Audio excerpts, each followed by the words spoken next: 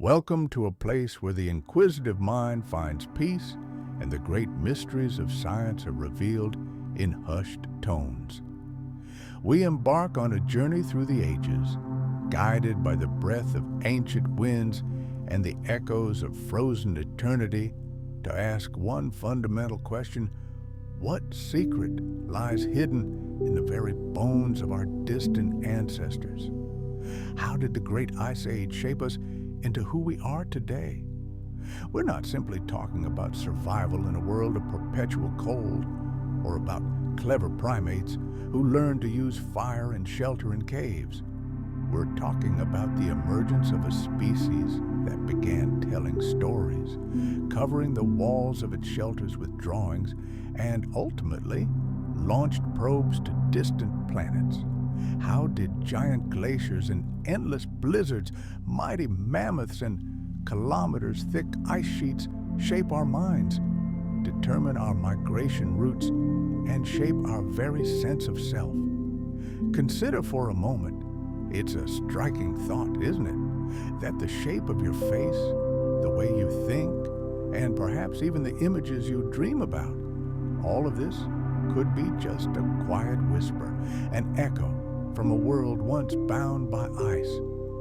And while we ponder these frosty wonders, it would be interesting to know from what corner of the planet you're listening to this story. Are you warmed by the rays of the summer sun, or is frost already painting its patterns on your window?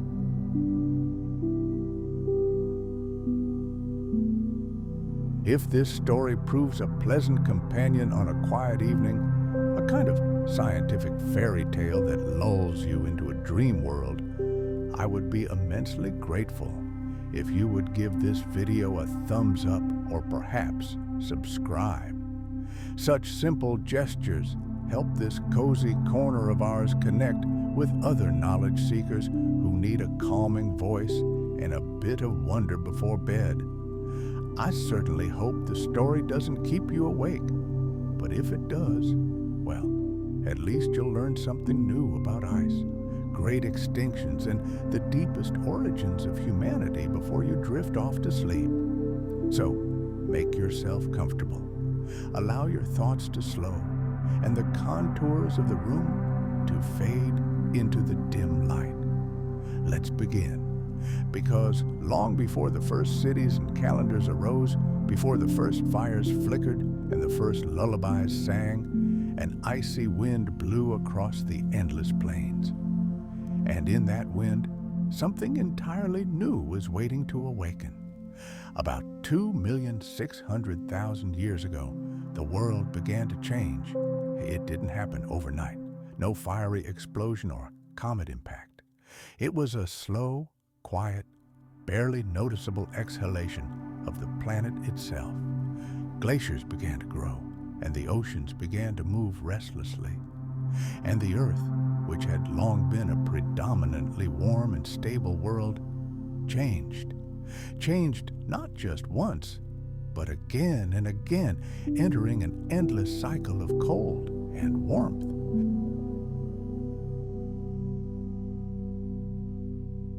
And somehow, amid this shifting cold, amid extinctions and evolutionary leaps, one very unusual primate didn't just survive, it learned to thrive.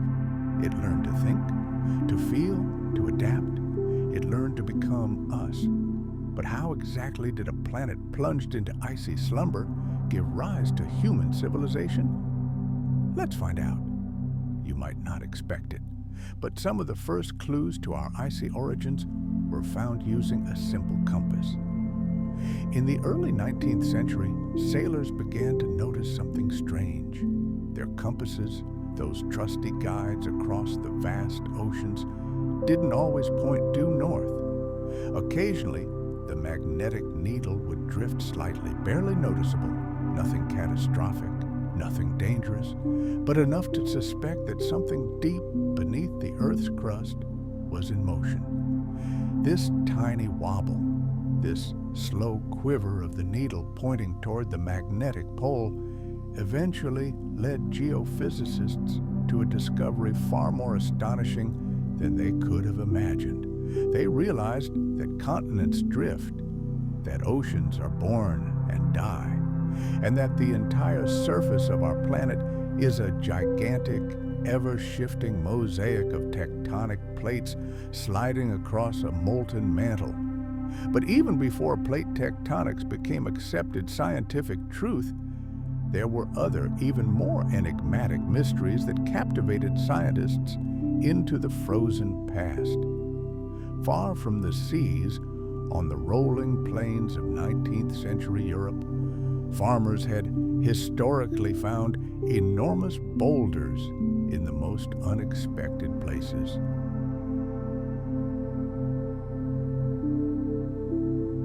Giant stones lying alone in the middle of meadows, riddled with deep scratches and furrows, sometimes frozen in a delicate balance, with no apparent cause for their existence. There were no mountains or cliffs nearby from which they could fall, only endless plains, soft fields, and these mysterious stone wanderers. And then a man named Louis Agassiz entered the picture, a Swiss geologist with a flair for big, bold ideas.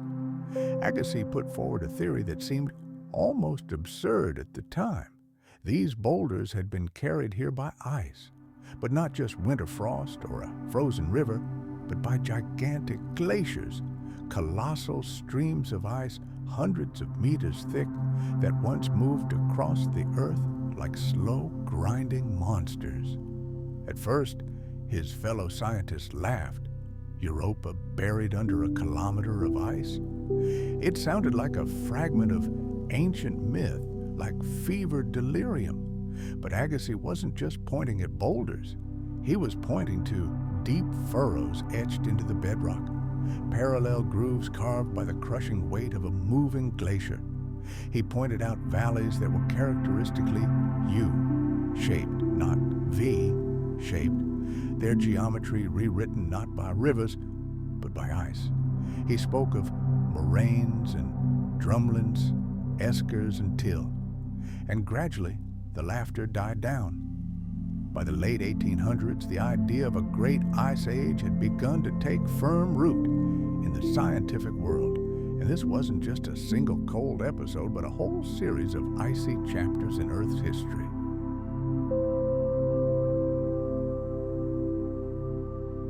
About what geologists today call the Quaternary glaciation, a period that began approximately 2.6 million years ago and continues essentially to this day. Because, technically speaking, we're still in it. Yes, it's a warm pause and interglacial, but the curtain hasn't yet fallen completely on this icy drama. Since Agassiz, the evidence has only grown. From deep sea sediments on the ocean floor, where the shells of ancient plankton preserve a chemical memory of temperatures from the distant past, to air bubbles trapped in Antarctic ice. These tiny time capsules preserve the composition of the ancient atmosphere, oxygen, carbon dioxide, and other elements, frozen in crystalline silence for hundreds of thousands of years. This paleoclimatic data has allowed scientists to reconstruct the history of not just one ice age, but many. It turns out that Earth's climate pulsates. Glaciers advance, glaciers retreat. Sea levels rise and fall like the planet's slow heartbeat. Forests give way to tundra, which in turn gives way to desert, only to one day flourish again. And humanity, our entire species, emerged and evolved during one of the most dynamic, most dramatic, and most severe climatic eras in Earth's history. What set this monumental mechanism in motion? The answer, like many questions in geology, begins with a subtle tilt. Our planet doesn't spin like a perfect spinning top. It wobbles.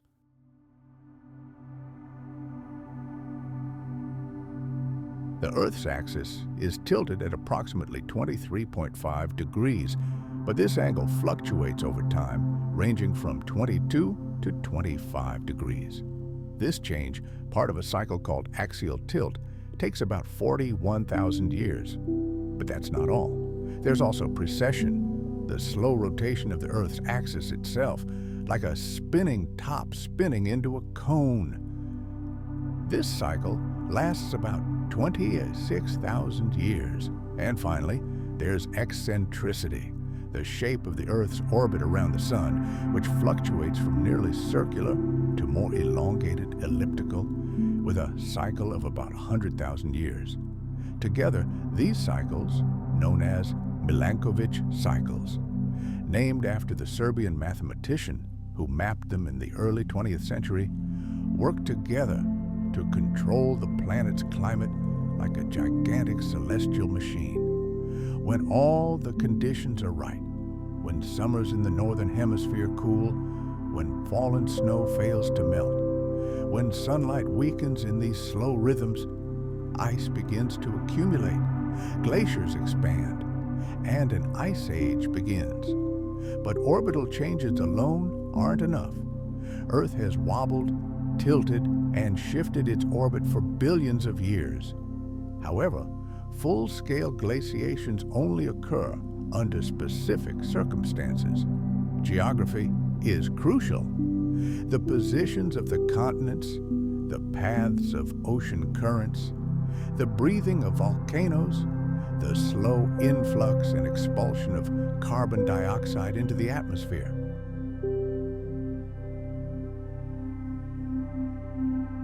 And then, about 3 million years ago, the continent shifted into a configuration that proved ideal or downright disastrous, depending on how you look at it.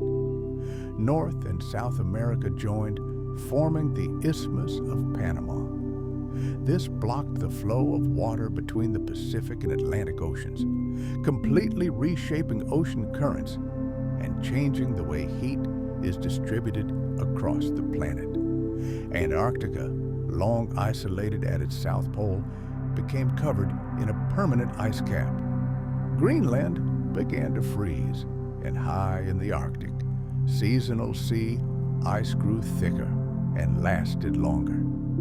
Add to this the steady decline of atmospheric carbon dioxide, possibly due to the growth of mountain ranges like the Himalayas and the Rocky Mountains, which increased weathering and removed carbon from the atmosphere. And the stage was set for an icy drama.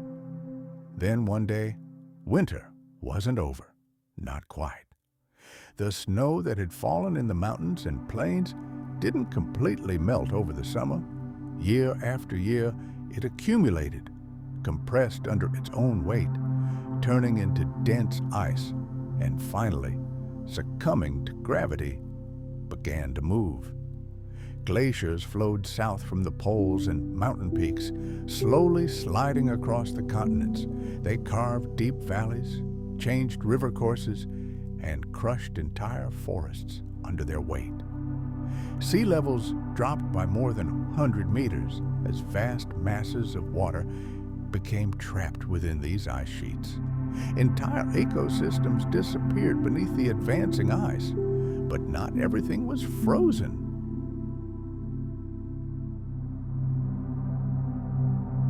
Between the great glaciers stretched vast steppe tundra, dry and cold, but teeming with life. Here lived mammoths, woolly rhinoceroses, giant ground sloths, saber-toothed cats, short-faced bears, countless flocks of birds, insects, and grasses. Life endured, adapted, bided. And among this megafauna, at first only in Africa, lived the early hominids, upright primates with dexterous hands and curious gazes. They didn't know they were living in an ice age. They didn't know that their world oscillated in the slow rhythm of cosmic cycles. But they sensed it in the shifting rainy seasons, the long periods of drought, the cold that could strike without warning. And slowly, generation after generation, they began to change. The pressure of climate is not a hammer blow. It does not crush instantly. It is more like the wind that sculpts stone over centuries, relentless, barely noticeable, yet transforming everything. And it is here, in this confrontation between ice and adaptation, between loss and ingenuity, that human history begins to take its true, unique shape. Long before the first fire was lit in human hands, before names were created and memory was born, there was a world sculpted by ice and wind, silence and slow, inexorable movement. We'll probably never know for sure, but we have irrefutable evidence. They created music. They valued it so much that they were willing to devote precious hours and energy from the endless struggle for survival to creating musical instruments.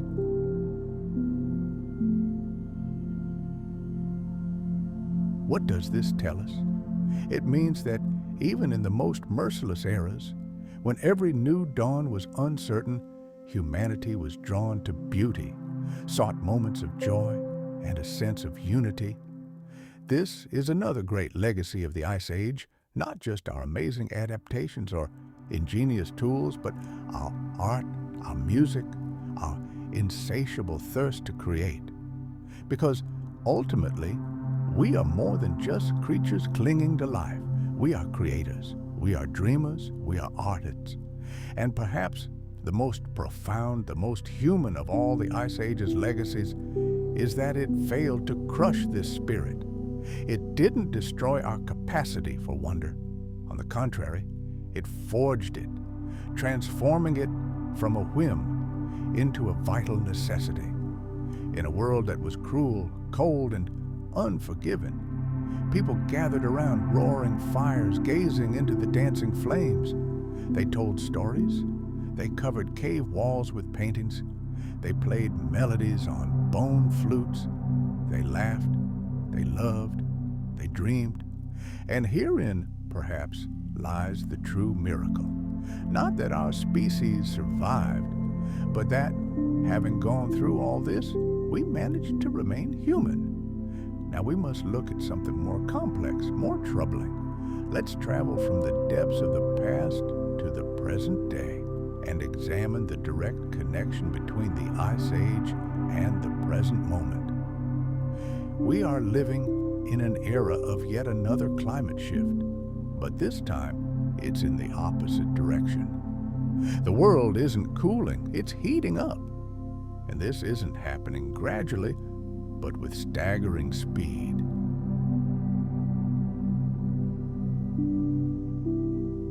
Carbon dioxide concentrations in the atmosphere are higher today than at any time in millions of years. Global temperatures are creeping upward. Glaciers are melting before our eyes. Sea levels are rising inexorably, and the weather is becoming increasingly violent and unpredictable. The scientific evidence is crystal clear. The overwhelming cause of these changes is human activity, burning fossil fuels, massive deforestation, industrial agriculture. We're releasing carbon that's been locked away in the planet's interior for millions of years, and we're doing so at a rate that natural systems simply can't cope with. Some might object, but Earth's climate has always changed, so what's the problem? Hasn't the planet experienced warm periods in the past? Yes, that's true, but context matters and speed is key. Previous climate transitions, such as the end of the last glacial maximum, spanned millennia. This gave ecosystems time to adapt, migrate, and evolve. Today's changes are happening on a time scale of decades. That's too fast for the vast majority of species. Forests can't move north faster than their climate zones shift. Animals can't evolve to survive in the new conditions. And even humans, with all their technology, are struggling to adapt. Entire island nations, which for centuries lived in harmony with the ocean, are seeing their homes engulfed by salt water.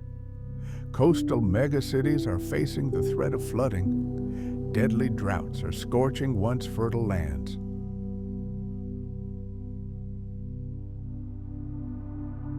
Heat waves are claiming thousands of lives.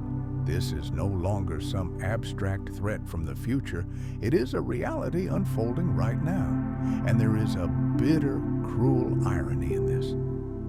A species forged in the crucible of the Ice Age, tempered by the cold and adapted to survive in conditions of constant change, has now become the force that is throwing the planet's climate system out of balance.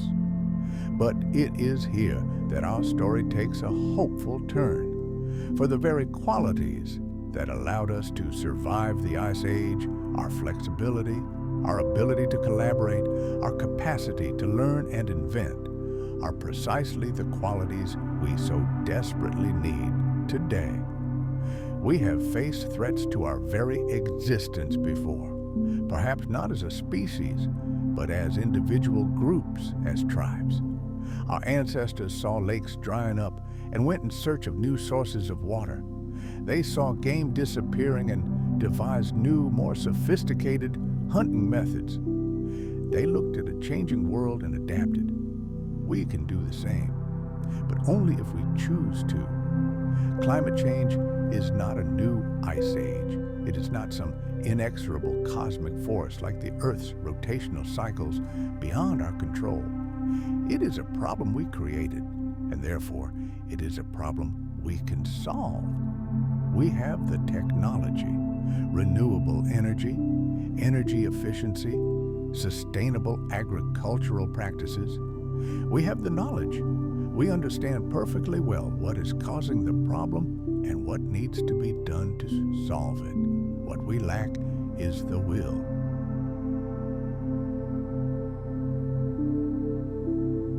A collective, universal decision to act, to change course, to put the long-term survival of our species above short-term gain. And this is where the legacy of the Ice Age becomes more relevant than ever. After all, survival has never been the preserve of individuals. It has always been the result of the efforts of a group, a community, the fruit of cooperation. Tribes that shared resources survived. Those that didn't perished. It's as simple as that. Today, our tribe is all of humanity. The challenges we face respect no national boundaries. Climate change cares nothing for passports or political ideologies, but neither do borders or our ability to respond, should we choose to do so.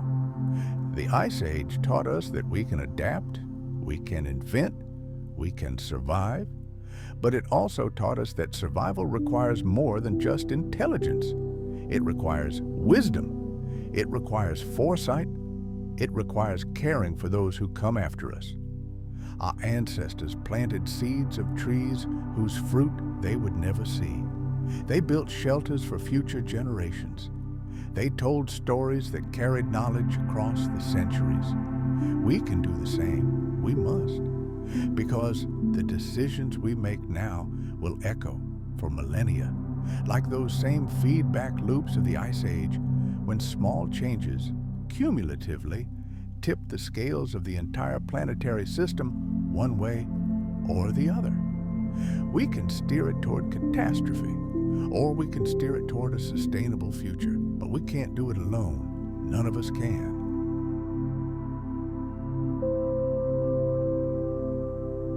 This is the lesson the Ice Age literally burned into our bones. Survival is a collective act. And so we return to where we started. To the question, how did the Ice Age make us human?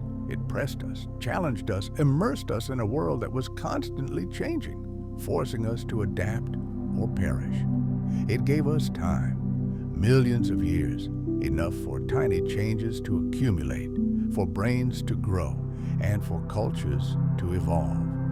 It gave us diversity. Different conditions required different solutions, which bred innovation and flexibility of thought.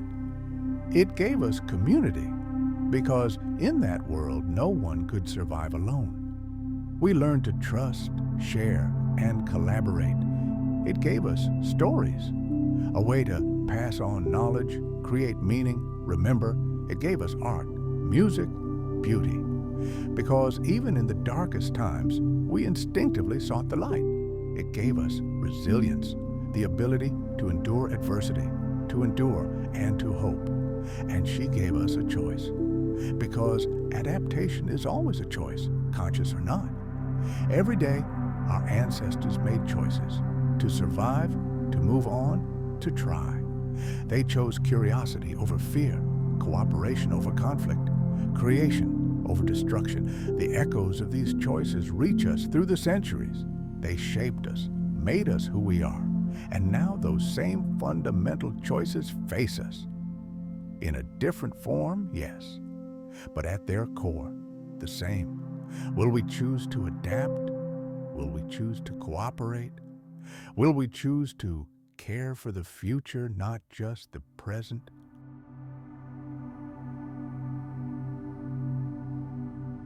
The Ice Age cannot answer these questions, but it can remind us that we are capable of much more than we sometimes think. We are a species that walked across glaciers, that survived in the frozen tundra, that crossed oceans on reed rafts. We are a species that painted mammoths on cave walls, that played music on bone flutes, that told stories under the stars. We are a species that never stopped asking questions, exploring and dreaming. And if we can hold on to these traits, this curiosity, this ability to collaborate, this resilience, then maybe, just maybe, we can survive this too. Because after all, the Ice Age didn't just make us human.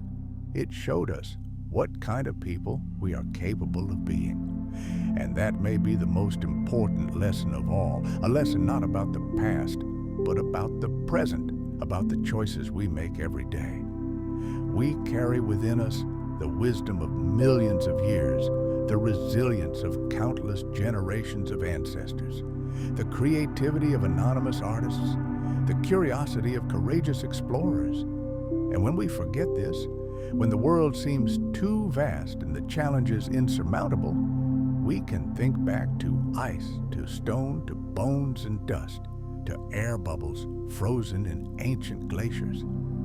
And we can remember, we've been here before, in different circumstances, yes, but essentially in the same situation, in the face of uncertainty, fear, and change. And we survived, we adapted, we thrived. We can do it again, because the Ice Age isn't over, not really.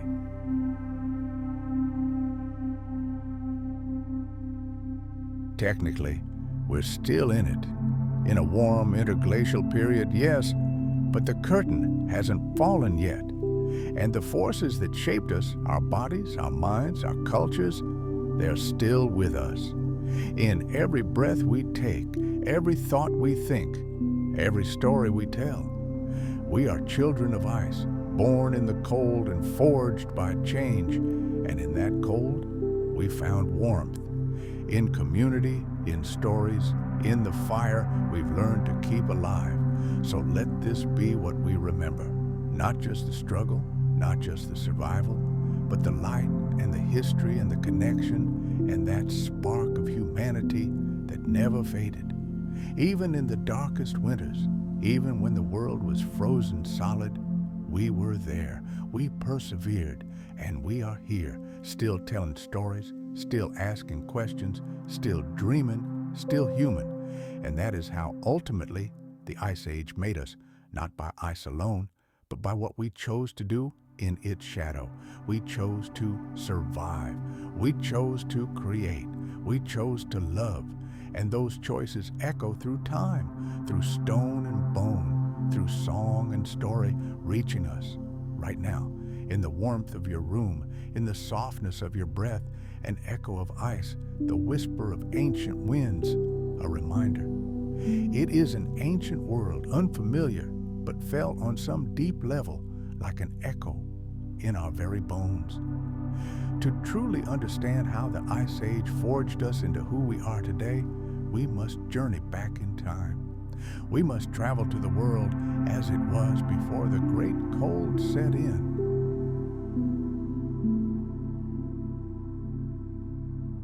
world that was already old then, whose history was carved in eternal stone. 2.5 million years ago, our planet was delicately balanced.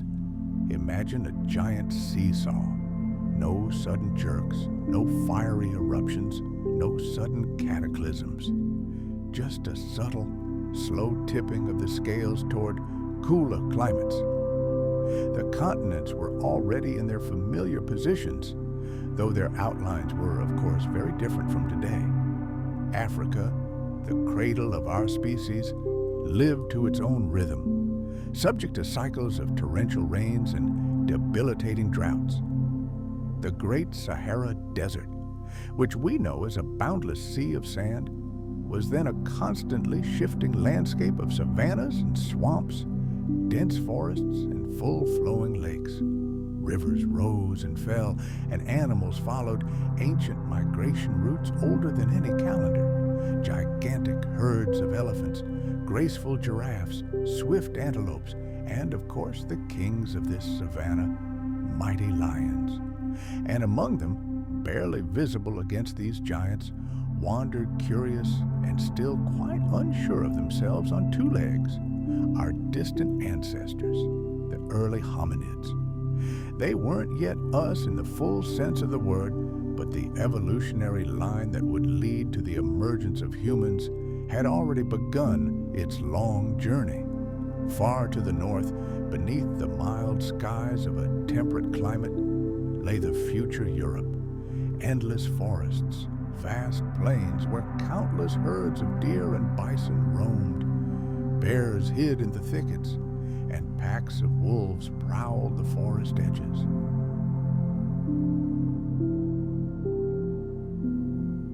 To the east, wild and vast, lay Asia.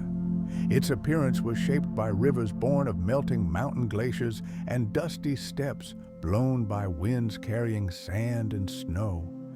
And even further south, Australia lay frozen in its pristine silence, as yet untouched by human presence. The Americas also remained untouched, awaiting their time, which would come far in the future. The planet seemed to hold its breath, preparing for change, but the Ice Age didn't descend upon it suddenly, like a theater curtain. It crept up unnoticed. Winters grew longer and summers cooler. The usual routes of rain fronts shifted. In Africa, forests began to thin, retreating under the onslaught of open savannas. Trees bearing succulent fruit became increasingly rare. Shady canopies diminished, and with them, the safe, familiar world of arboreal life disappeared. Some primates remained in the trees, adapting to the new conditions or simply dying out. But others decided to take a desperate step. They descended to the ground. We still don't know the exact reason. Was it a dire necessity or conversely a new exciting opportunity? But as soon as this happened, they began to change. Hands, which for centuries had served for climbing branches, became tools for grasping and manipulating. Legs became stronger, ideally suited for long walks across the plains. Eyes shifted forward, allowing them to better scan the horizon for food or danger.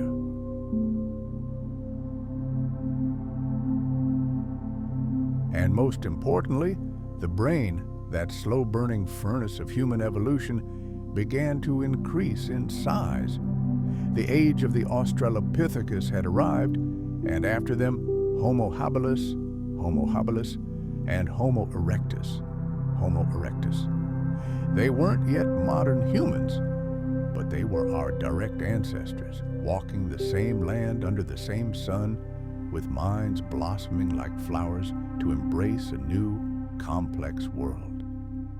They began making tools.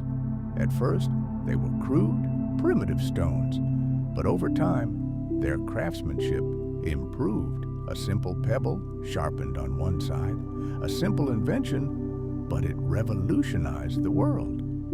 With the advent of sharp stones, new food sources opened up.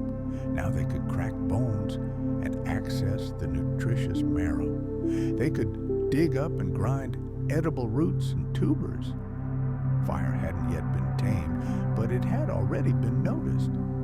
Lightning-induced fires left behind embers, ash, and smoldering sparks, seemingly waiting for skilled hands capable of preserving and harnessing them, and in time, those hands were found. Homo erectus became the first great explorer in our lineage. More than 1 million years ago, they left Africa and set out for a vast, unexplored world. The vast expanses of the Caucasus, the jungles of Indonesia, the plains of China, and the forests of what would become Europe.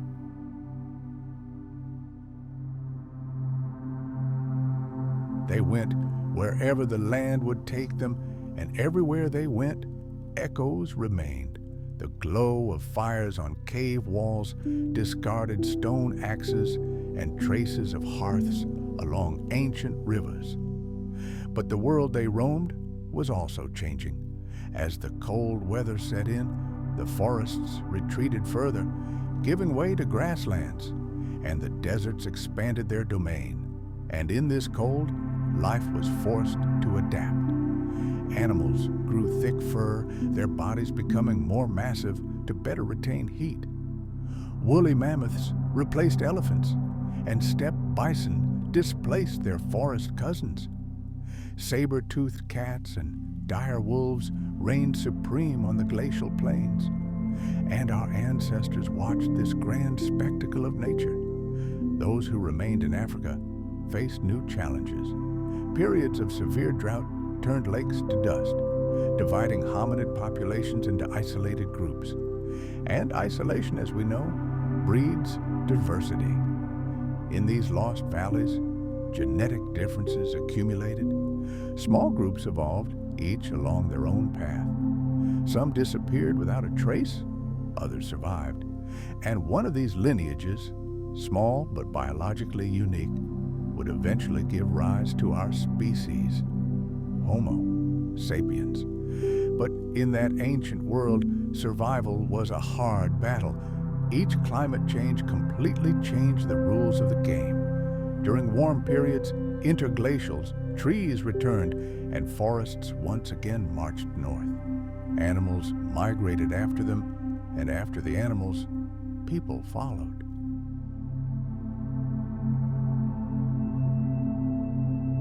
Then the glaciers began their slow advance again, and the process repeated itself in reverse.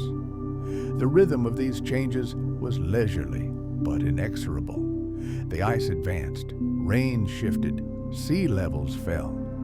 Coastal plains emerged in place of the continental shelf, opening new migration routes.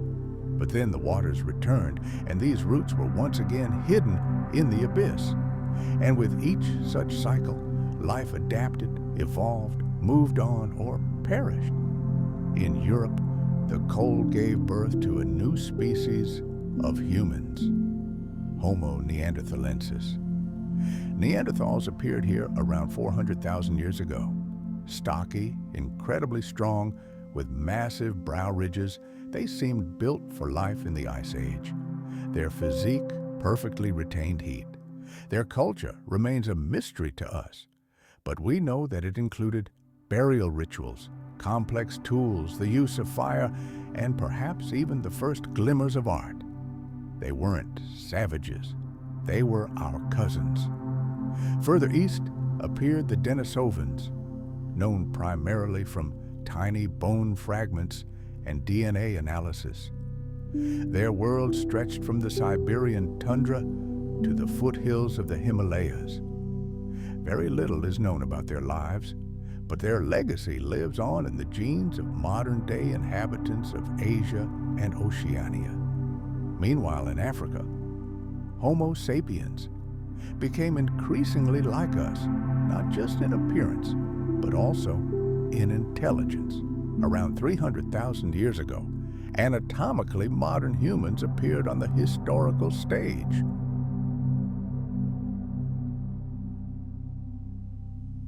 It didn't happen overnight. Without fanfare or celebration, but the very shape of our skulls, the structure of our brains, our arms and legs, all of it was already there. However, what followed was perhaps even more important: behavior. We began to create not just functional things, but works of art that were pure expressions of emotion and thought. Symbols carved into shards of ochre, shell necklaces, geometric patterns, the language of imagination, not just survival. We learned to fish, cook over a fire, care for the sick, share food, bury our dead, and we began to look at the sky. Stories about the stars would come much later, but that long human gaze into the abyss of mystery had already begun. The world these early humans inhabited was at once alien and achingly familiar.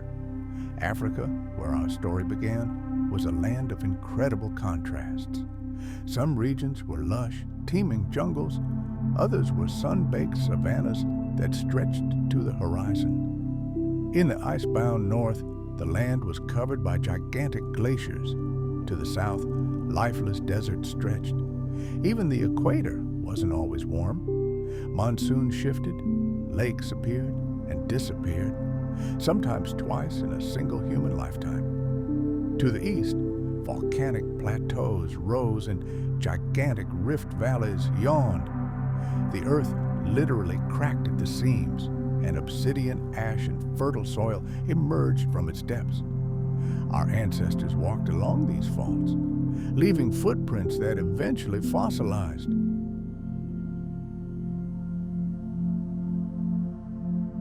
Whole moments of their lives frozen in step, preserved by volcanic ash and eternity. They traveled along coastlines, through river valleys, and crossed land bridges that had formed where the seas had once been. They hunted gazelles, fished in river mouths, followed herds of elephants, and observed the changing seasons. And when the cold returned, they endured it steadfastly. It's tempting to imagine the Ice Age as a time of exceptional cold, endless snow, and frost-bitten fingers. But the truth is far more complex. It was an era of extremes and constant fluctuations, not just one climate, but many. Dry, humid, hot, cold, and all could change in a very short time. And in this unpredictability, intelligence became a key evolutionary advantage. A large brain is expensive. It requires a huge amount of calories, oxygen, and care. But it pays off with flexible thinking, a good memory, and the ability to socialize and plan. A smart brain doesn't just react to threats, it anticipates them, it stores knowledge, it invents new solutions. And when the world was changing beneath their feet, our ancestors needed this more than ever. A sudden drought could destroy all edible fruit, but a skilled craftsman could dig up nutritious roots from the ground. A sudden frost could kill all the big game, but a resourceful mind could devise traps for the smaller prey. A flooded river could block the way, but a close-knit group could build a raft.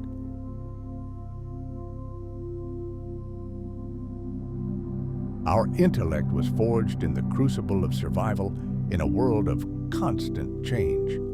And perhaps this remains true to this day. By the 100,000-year mark, Homo sapiens began leaving Africa in earnest. First a trickle, then a mighty wave. They traveled along the Red Sea coast, through the Sinai Peninsula, into the Levant, across Asia to Australia, and ultimately through the Bering Strait to the Americas. Each step revealed a new world, new animals, new challenges, and new encounters, with Neanderthals, Denisovans, and perhaps others beyond.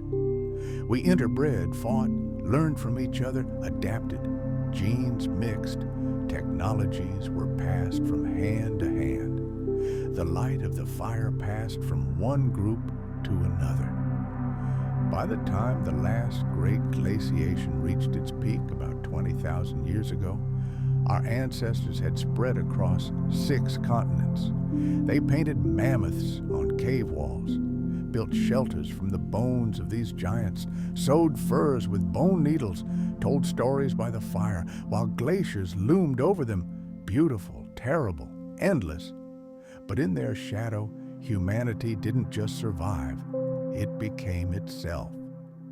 To understand how the Ice Age shaped us, we must look not only at the advancing glaciers, but also at the forces that created them. And here's a curious detail. The most powerful events in Earth's history often unfold so slowly that no living thing can notice them. A volcanic eruption can block the sun for months. That's true.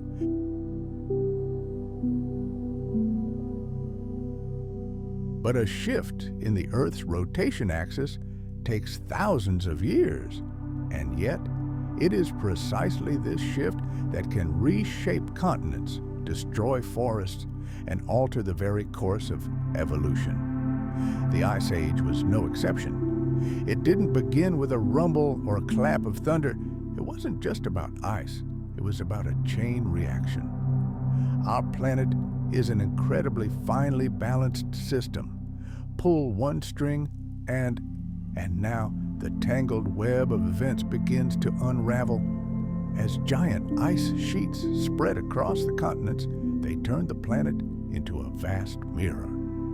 This phenomenon is known to science as albedo. The snow-white surfaces reflected sunlight back into space, preventing it from warming the Earth. Thus began a vicious cycle, a feedback loop that could no longer be broken. The more ice there was, the more sunlight was reflected, and the more the planet cooled. Temperatures plummeted, global winds shifted their usual patterns. Precipitation patterns were redrawn before our eyes. Where jungles once roared, scorching desert sands now reclaimed kilometer after kilometer, while the northern lands were shrouded in permafrost. The legendary Amazon rainforests shrank to tiny pockets of green. Dust storms, veritable walls of sand and earth, swept across the expanses of Eurasia. In some corners of the planet, vast lakes turned into dusty pits, while in others, on the contrary, they expanded to the size of seas. The world wasn't just freezing, it was being transformed beyond recognition.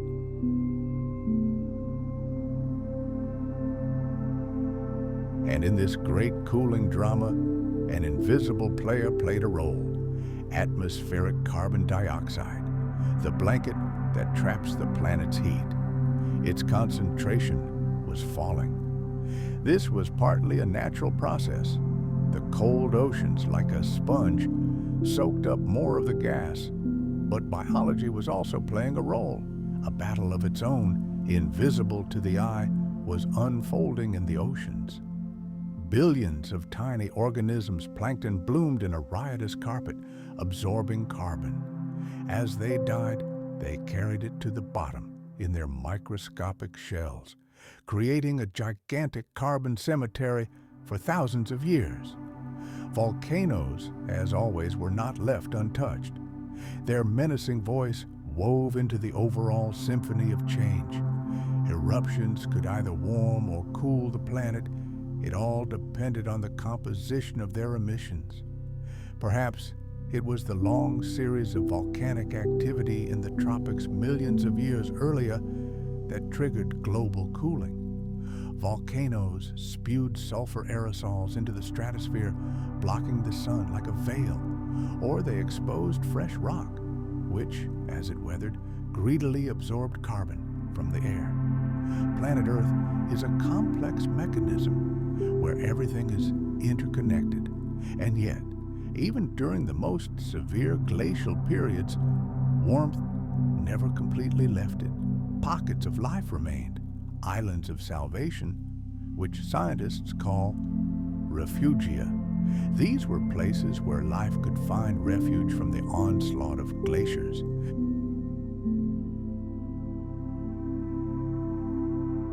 Deep river valleys, geothermal springs warming the earth from within, spacious caves. In these microcosms with their own unique climate, plants clung to existence, animals found food, and ancient humans could hunt and find shelter. The importance of these places cannot be overstated. They were veritable arcs of the Ice Age, but they saved not from a global flood, but from a slow, all-consuming cold. And in each such arc, evolution followed its own unique path. Populations found themselves cut off from one another for millennia. Their gene pools diverged like paths in a forest.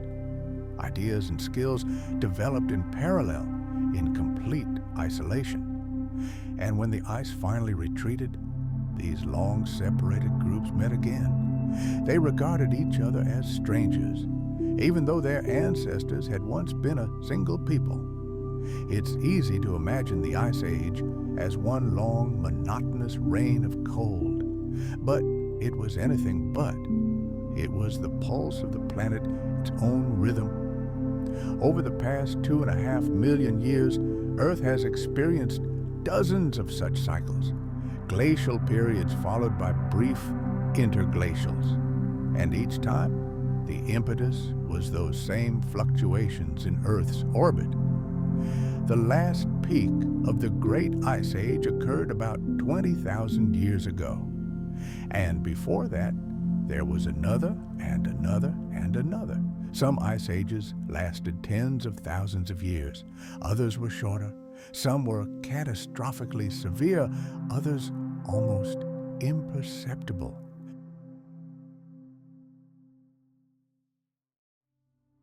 Some affected only isolated regions, while others changed the face of the entire planet. And throughout this icy saga, there have been people on Earth, not always our species, Homo sapiens, but our cousins, our distant ancestors.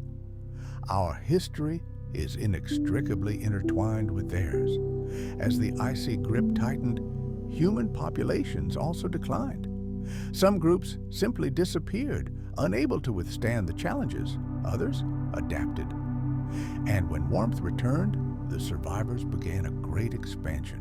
They carried fire, language, stone tools, and their stories to new lands their ancestors had never seen. And throughout all these trials, our minds changed.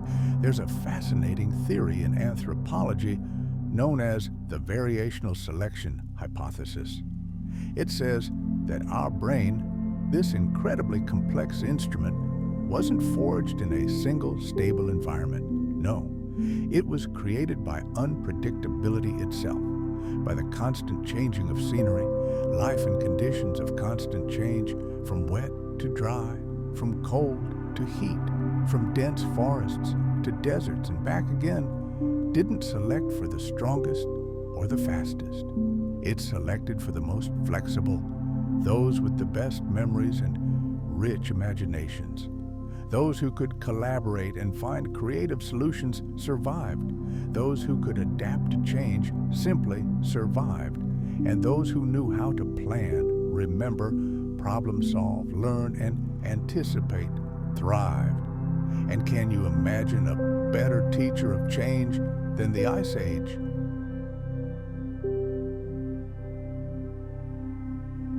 Survival in a world of ice meant reconciling the incompatible. You had to constantly migrate, yet memorize maps of vast territories. You had to be wary of predators, yet possess endless patience when stalking prey. You had to trust your group implicitly, yet be able to make your own decisions. These human traits weren't born overnight. They were honed over millennia by icy winds, hunger, and the quiet, deceptive crunch of snow underfoot. Fire became the center of everything. It provided more than just warmth. Social life revolved around fire. It allowed for cooking, warding off predators, and performing rituals. The hearth became a focal point, the center of each group's small universe. Perhaps it was around the fire that the first myths and legends were born, oral traditions that preserved not only practical knowledge about hunting and survival, but also something much deeper, a sense of wonder, meaning, and belonging. And with fire, new horizons opened up. Cooked food is much easier to digest. It releases a wealth of energy. Some scientists believe it was this caloric surplus that allowed our brains to grow from generation to generation. Meat, baked tubers, roasted nuts and seeds, all of this nourished more than just the body. It fueled a transformation, changing the very fate of our species. But food was never guaranteed.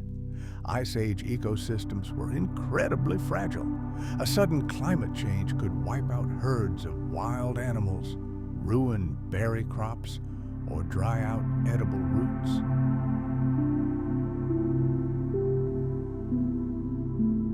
And so people learned to diversify. They mastered the art of tracking animals by the faintest tracks in the snow. They learned to build ingenious traps and catch fish with hooks carved from bone. They stored food for future use. They smoked meat, dried it, and buried it in the permafrost. They created warm clothing from skins, stitching them together with sinew and bone needles. Some even wore jewelry, shell beads, tusk pendants, mysterious symbols scratched into mammoth tusks. These were no longer just tools for survival, they were something more. Perhaps it was an expression of their identity or faith. And finally, they began to draw. Let's travel deep into the caves of what is now France and Spain, where the icy wind never reached, into eternal silence and darkness. Here, ancient artists left us messages that still take our breath away. We see herds of horses with flowing manes, herds of mammoths frozen in motion, and dozens of human handprints as if reaching out to us through 20,000 years of darkness. These were not mere scribbles. The drawings were executed with incredible precision and skill. They were part of some grand design, some ritual. Perhaps the vaults of these caves once shook with the echoing chants and the beat of drums, and the flickering light of torches made the painted animals tremble and come to life on the walls. We will never know for sure what all this meant.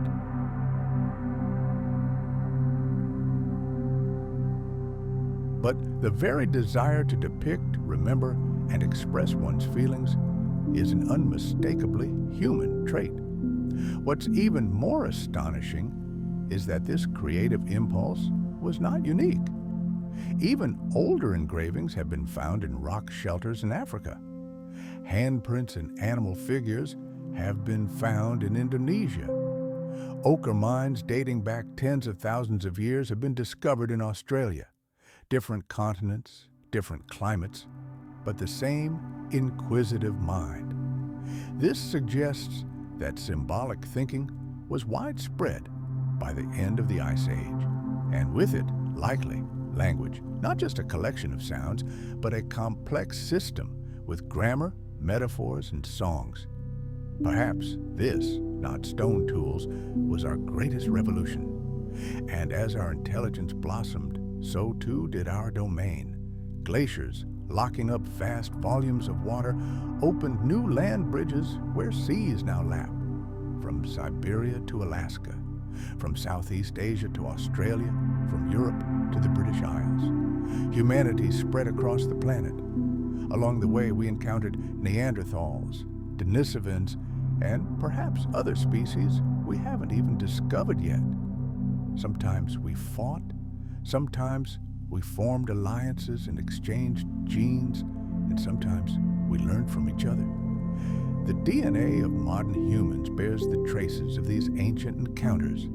Neanderthal genes influence everything from our immunity to skin color, and Denisovan genes help modern Tibetans survive at extreme altitudes.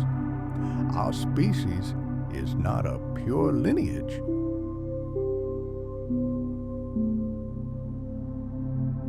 It is a mosaic assembled from the fragments of ancient worlds. And then, very slowly, the cold began to recede, not overnight, no, but the glaciers melted. Sea levels rose, forests returned to their ancestral lands, rivers filled with water, and in that brief window, those precious millennia of relative calm, we planted the seeds, both literally and figuratively. The Ice Age prepared us for this. It forged our tools, tempered our bodies, and sharpened our minds. And so we began to settle on the land, cultivate fields, build villages, and then cities. We domesticated animals and invented writing. Civilization wasn't the end of the Ice Age story, it was its culmination. But the ice was forever imprinted on our genes, our metabolism, our sleep cycles, and our social instincts. Even now, living in mega cities under the glow of electric lamps, we carry the echo of the glaciers within us. And this echo, quietly but persistently, reminds us that we are a species born not of comfort, but of eternal adaptation, not of warmth, but of resilience. Imagine a domino standing perfectly still. Now imagine another one next to it, and another. Now imagine 1,000,000 of them lined up in a chain across valleys and continents. The first one falls so slowly that it seems like nothing is happening. But if you wait long enough, this entire gigantic system will be set in motion. This is how the Ice Age worked. Not through fiery explosions, asteroid impacts, or supervolcanic eruptions.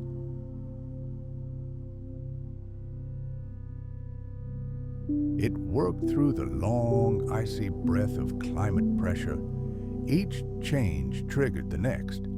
Each feedback loop found a new way to close. When the great glaciers advanced, they didn't just cool the air. They completely restructured the global ecosystem, starting from its very roots. Take forests, for example. In tropical zones, rainfall patterns changed dramatically. Where once there had been lush, impenetrable jungle, savannas began to encroach. Dense greenery thinned, giving way to solitary trees and endless grassy plains. And this wasn't just a cosmetic landscape overhaul, it was a complete transformation. The Amazon basin, home to the world's largest tropical forest today, shrank catastrophically. In parts of Southeast Asia and Central Africa, forest cover retreated, remaining only in narrow strips along rivers and in sheltered mountain valleys. For animals whose lives depended on trees, this was a slow-motion disaster.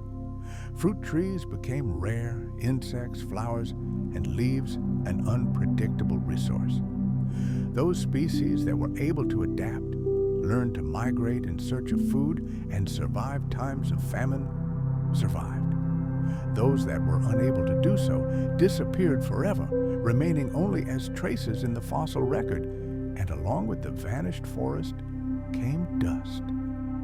During the cold, dry ice ages, the winds grew monstrous. There were no more trees to stem their gusts.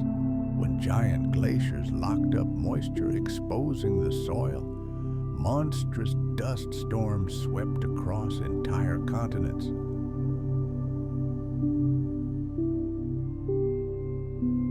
The fine powder-like dust, geologists call it loess, settled in a thick layer across what is now northern China, the heart of Asia, and all of Europe. Imagine, entire landscapes were transformed beyond recognition. But this time, it wasn't the icy bulldozers of glaciers that reshaped them, but invisible rivers of dust flowing in the very air. In some places, these dusty plains transformed into fertile meadows, creating unique tundra steppe ecosystems where grasses and low shrubs grew in abundance, and on these vast pastures, a new era blossomed, the Age of Giants. The titans of the Ice Age emerged, colossal mammoths, giant sloths, mighty woolly rhinoceroses, Colodonta antiquitatis, and countless herds of reindeer. They thrived, and they weren't just numerous, they were everywhere. Their enormous, leisurely bodies crossed continents, literally eating their way through landscapes created specifically for them. These weren't rare, exotic creatures like elephants today. They were an integral part of this world. We see herds thundering across the steppe, entire families migrating with the changing seasons. Their entire lives were subordinated to a single rhythm of cold, wind, and lush grass. But this abundance came at a price. Large animals always reproduce slowly. Their survival depends on vast areas for food. They require stable and predictable food chains.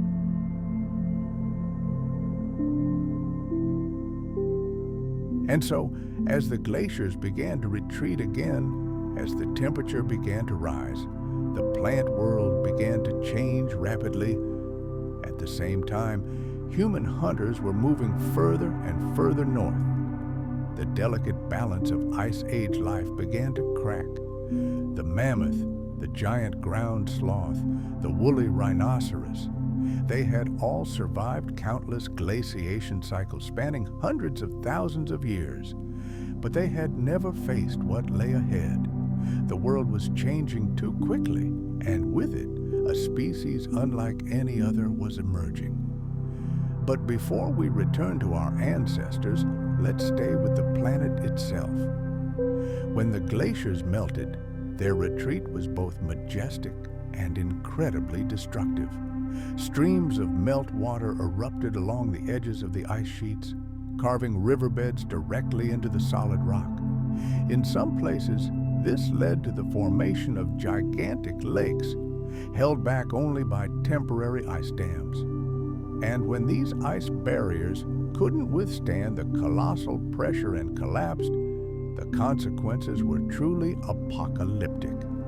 One of the most dramatic examples is the series of Lake Missoula floods that shaped the modern Pacific Northwest. Glacial Lake Missoula, larger than today's Lake Ontario, was trapped behind a massive ice dam in what is now Montana.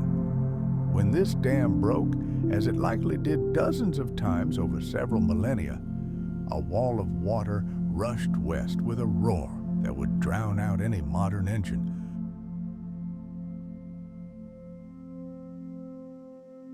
Giant ground sloths, the size of a modern SUV, vanished.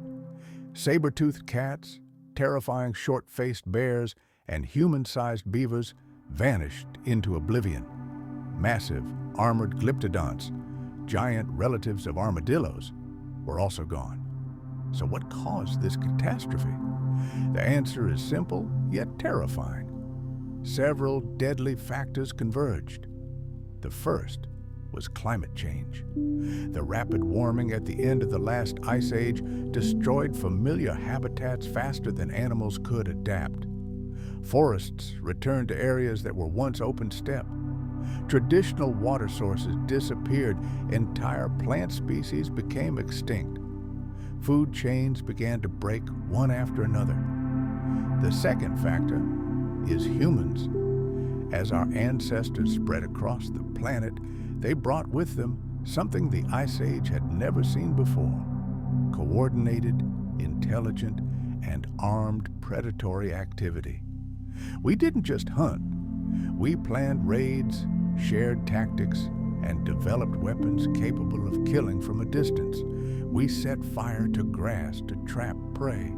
We learned to store food, modified the landscape to suit our needs, and hunted with an efficiency previously unseen on the planet.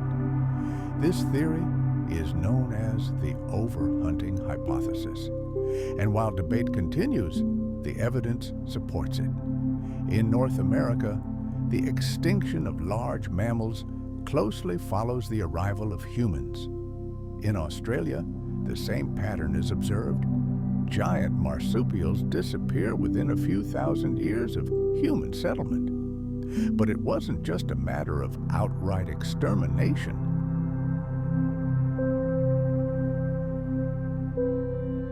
It was a confluence of circumstances.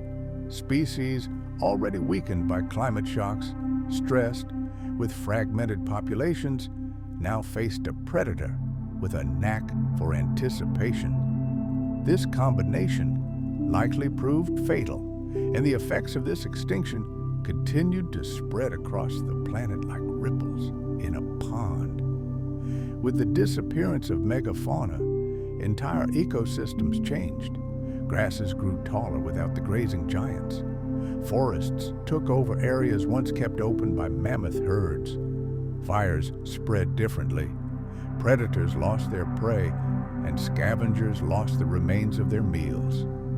It was a quiet but global shift in power on the planet. Not an instant collapse, but a slow rewriting of the rules of life. And as the animal world changed, so did we. People living in that era of change had no graphs or satellite data. They didn't know the planet was warming or that the ice sheets were collapsing. But they sensed it in the behavior of herds, in the disappearance of familiar plants, in the floods that washed away their hunting grounds, or in the forests that grew where open plains had once been. These people were incredibly resourceful and resilient, but they had to relearn the art of survival again and again in a world that was changing before their eyes. In some places, they followed the animals retreating north. In others, they began to fish more, forage more actively, and diversify their diet. They invented new tools, harpoons, fish hooks, nets, and traps.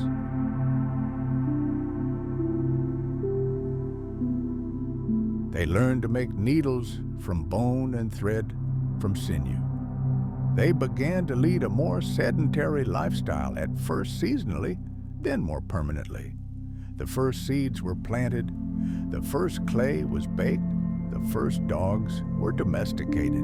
An entirely new type of human society was born, based not only on nomadic life and the mastery of fire, but also on the rhythm of sedentarism, on the desire to shape the land for themselves, not simply move across it.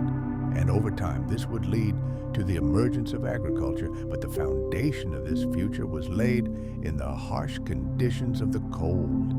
Instincts to observe, adapt, and cooperate. Memories of times of famine. Maps weren't drawn on paper, but in minds. Knowledge was passed down through stories, rituals, gestures around the fire, and in every piece of worked flint. In places like the Fertile Crescent, which during the Ice Age provided a cooler, wetter refuge from drought, these skills found fertile ground. It was here, after the glaciers retreated, that people began to cultivate wheat and barley, build grain storage facilities, and domesticate sheep and goats. This was the Neolithic Revolution. The transition from hunting to farming wasn't a sudden flip of a switch. It was the culmination of all the experience accumulated under the pressure of the Ice Age, a quiet and patient preparation for a new world. In the Americas, similar processes unfolded completely independently.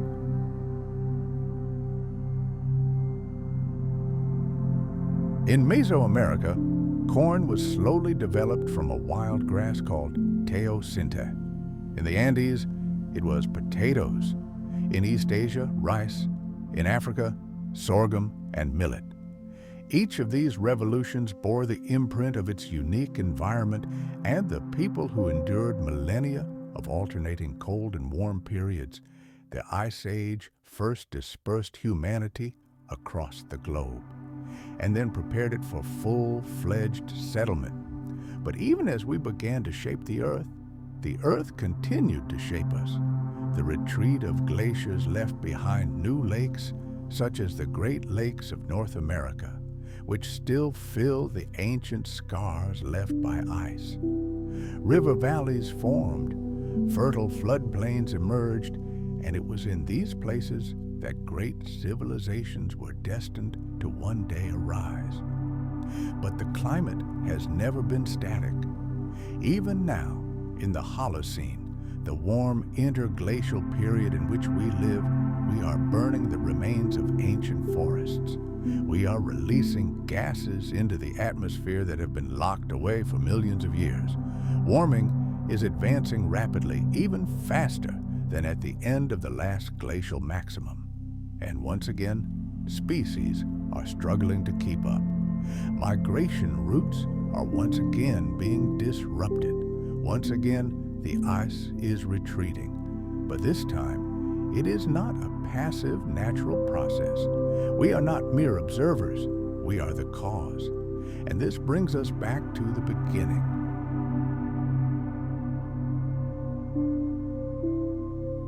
Because the very adaptability that allowed us to survive the Ice Age, the same ability to think ahead, remember the past, collaborate, and learn, now gives us the tools to meet this challenge, to rebuild, to reimagine. But only if we listen to the ice, to the fossil stories etched in glaciers and bones, sealed in bubbles of ancient air.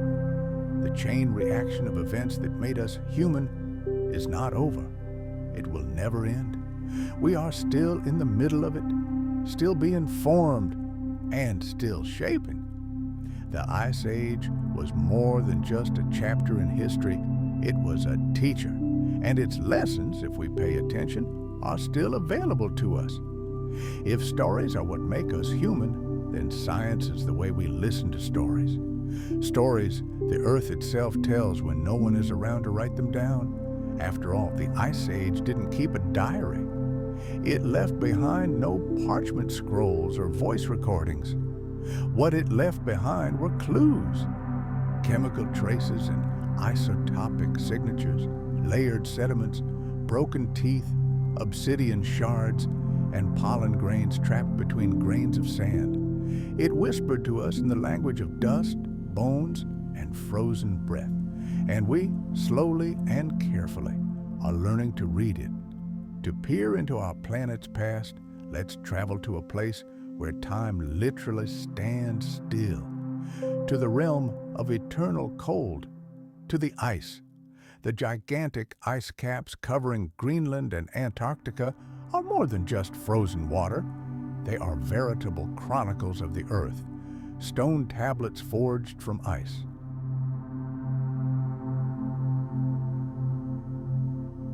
Imagine, every year, a new blanket of white snow descends upon this icy wasteland, and this snow, like a sponge, absorbs everything in the air: microscopic grains of volcanic ash, spores of ancient plants, particles of sea salt, and most importantly, bubbles of the atmosphere itself. Over time, this air is sealed forever as the fresh snow under pressure turns first into dense fern and then into monolithic solid ice.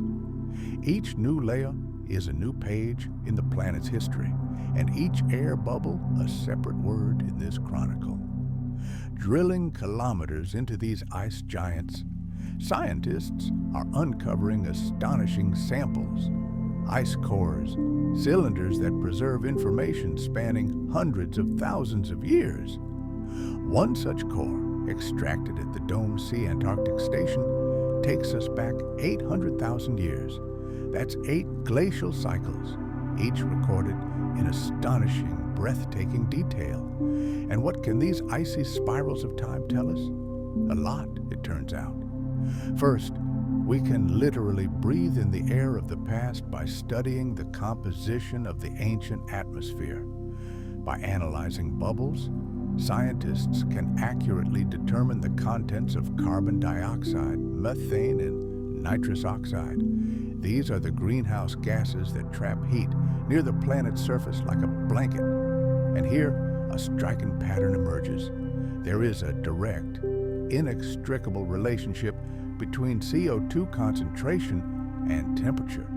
When carbon dioxide levels fell, the planet plunged into cold. When they rose, warmth followed.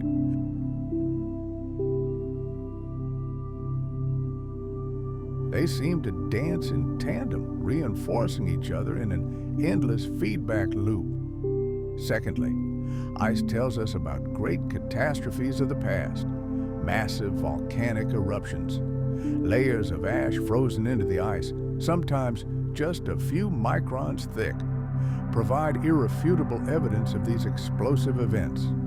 The ice even preserves traces of sulfur dioxide, allowing paleoclimatologists to assess the scale and destructive power of ancient cataclysms. Some layers indicate years of global cooling following the eruption. Others hint at periods of severe drought, and still others, surprisingly, indicate that our distant ancestors were already there, surviving and adapting to life in a world covered in ash. Third, we can measure the amount of dust. During cold and arid periods, deserts expanded, winds became fiercer, and clouds of dust were carried across the planet. Therefore, the more dust we find in the ice, the harsher and colder the world was during that period. Conversely, a small amount of dust indicates wetter and warmer times. This pattern is so distinct that it can be seen even with the naked eye. Light, clear layers of ice correspond to warmer years, while darker, dustier bands indicate glacial periods. But glaciers aren't the only archive of the past. Let's now move to the bottom of the world's oceans. Just as snow settles layer after layer at the poles, sedimentary rocks sink to the seafloor over centuries. Plankton die, and their tiny shells slowly sink into the abyss.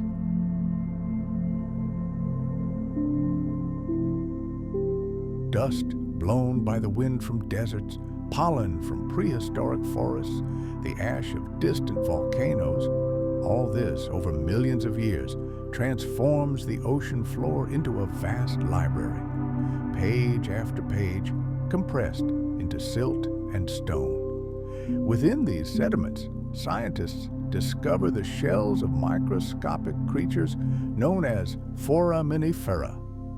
These tiny creatures build their shell-like homes from calcium carbonate. And here's where the real magic begins. The ratio of oxygen isotopes in their shells directly depends on two factors: the temperature of the water they inhabited and the total volume of ice on the planet. It works like this. There are two main isotopes of oxygen in nature: light, O16, and heavy, O18. Water molecules with the lighter O16 isotope evaporate faster. During glacial periods, huge amounts of this light oxygen were trapped in giant ice caps. As a result, the world's oceans became heavier, enriched in the O18 isotope, and the foraminifera living in those ancient seas built their shells from what was available, reflecting this altered ratio. When scientists analyze these fossil shells today, they can reconstruct not only the temperature of ancient seas, but also the volume of glaciers on the planet. This creates a double climate record in every microscopic grain of sand. This method is called oxygen isotope stratigraphy, and it is one of the most powerful tools for understanding the cycles of ice ages.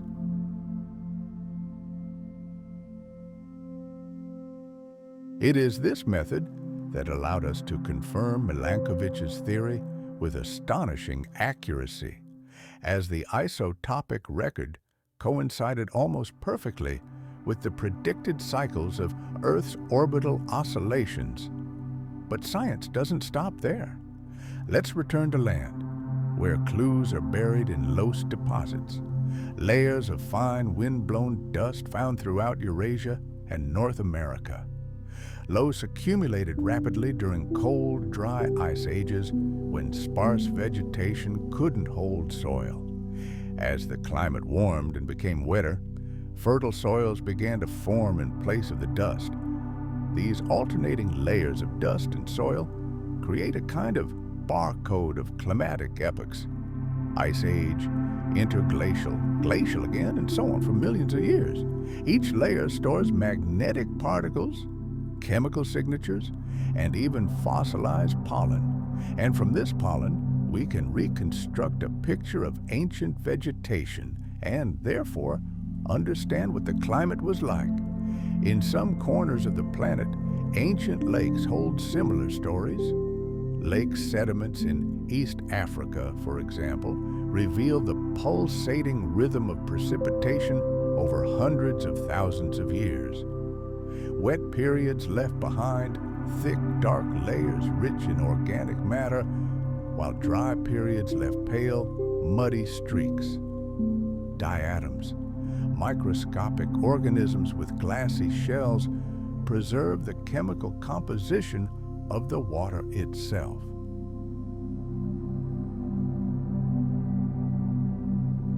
All of this adds up to a dramatic story of how monsoons ceased, how entire lakes dried to dust, and how our ancestors were likely forced to migrate, adapt, or disappear.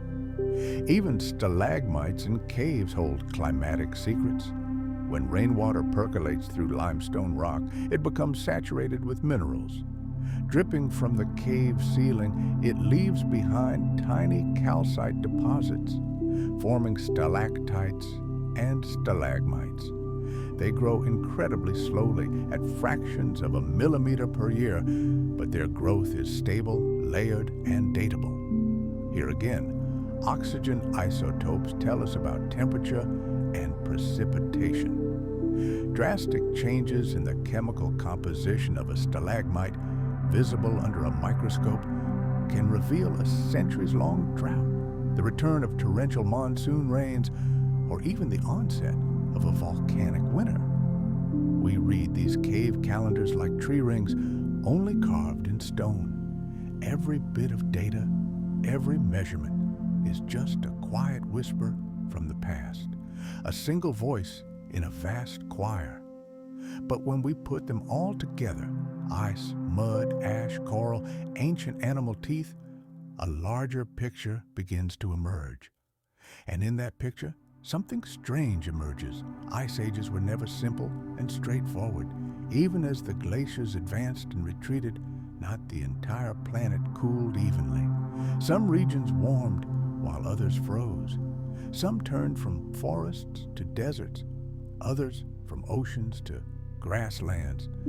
The climate system was and remains incredibly complex. And this brings us to models.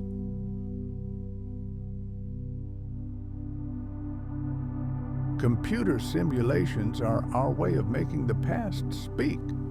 They take everything we know about the physics of sunlight, clouds, ocean currents, and atmospheric chemistry, and recreate what the planet looked like thousands or millions of years ago.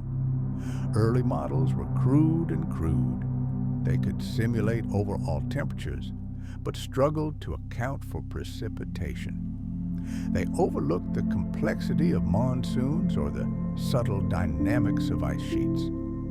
But today, thanks to supercomputers, data from satellites and field stations, and careful comparison with paleoclimatic archives, we can reconstruct the climate of ice ages with astonishing clarity.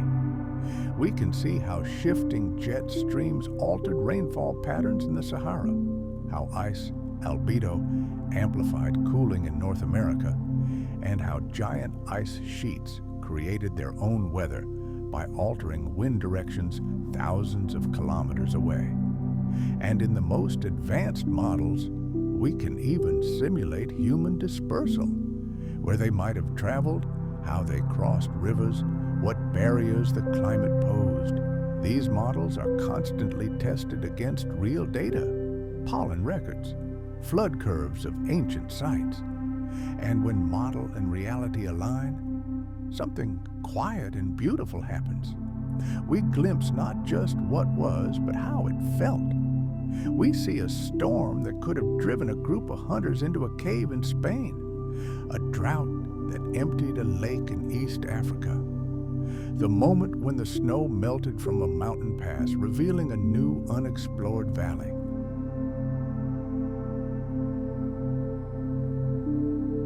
We measure not just climate, we measure possibility itself. One particularly striking example is the story of Lake Megafauna. Today, the Fezzan region of Libya is one of the driest places on Earth. But deep beneath the sands lie ancient lake beds, evidence of vast freshwater seas that once stretched for hundreds of kilometers. The sedimentary rocks of these fossil lakes tell of interglacial periods when the Sahara literally flourished. Fish and crocodiles dwelt here, trees grew, and people lived here. Archaeological finds, stone tools, hearths, and piles of shells show that people inhabited the shores of these lakes 130,000 years ago and again 80,000 years ago. And this wasn't a temporary stopover. They lived here permanently. But then the Earth's orbit shifted, the monsoon retreated, and the lakes disappeared. The paradise oasis turned into a lifeless desert, and its inhabitants were forced to leave. Similar stories can be found across Africa, the Middle East, and Central Asia. Dry lands that remember moisture, caves that remember campfire songs, ancient lakes that remember swimmers. And what's most striking is how consistent this signal is. Whether in DNA, dust, or computer data, climate impulses repeat themselves over and over, from cold to warmth, from moisture to drought, from pressure to release. It was this pressure, slow, quiet, cumulative, that shaped evolution, not in discrete steps, but in powerful shocks. The lake dries up. People leave in search of a new home.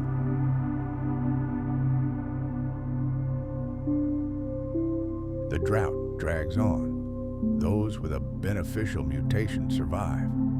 Repeat this cycle a few thousand times, and we appear on the stage of history. Even today, we carry this legacy in our biology. Our circadian rhythms, the 24-hour cycle of hormones and wakefulness, are tuned to the alternation of light and darkness, an echo of a time when day length dictated survival.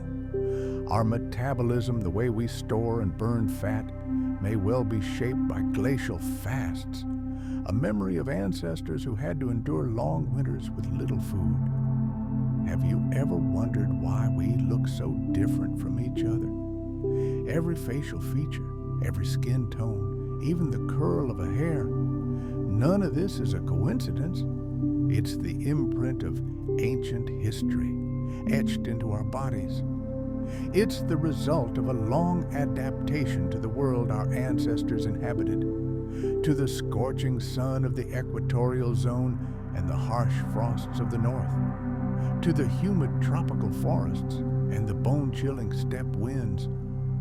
And that's not even mentioning our cultural memory, the stories passed down from generation to generation, tales of great floods that swamped entire civilizations, legends of long journeys in search of the promised land, memories of lost homelands, of golden ages of prosperity and dark ages of decline, of days when the sun seemed to freeze in the sky.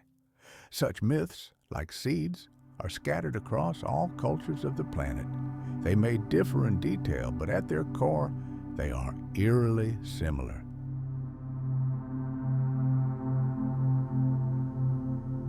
Perhaps they are merely echoes of real events experienced by our ancestors on the edge of a changing and unstable world. Science does not aim to confirm ancient legends, but like a skilled restorer, it creates a solid foundation for them, upon which myths begin to glow with a new, almost tangible light. Because behind the dry numbers, behind the lifeless graphs and flood curves, behind the sedimentary rock samples, we find not just patterns, we find ourselves. It's easy to forget, looking at a chart of global temperature fluctuations or methane emissions, that behind each line, behind each peak and trough, lie real human destinies. The destinies of people lucky enough to be born during a warming era, and the tragedies of entire tribes that perished in a decade of great cold. Stories of families that split in search of better lands, and cultures that collided, giving birth to something entirely new. Imagine the glow of a campfire dancing on the walls of a deep cave while an icy wind howls outside.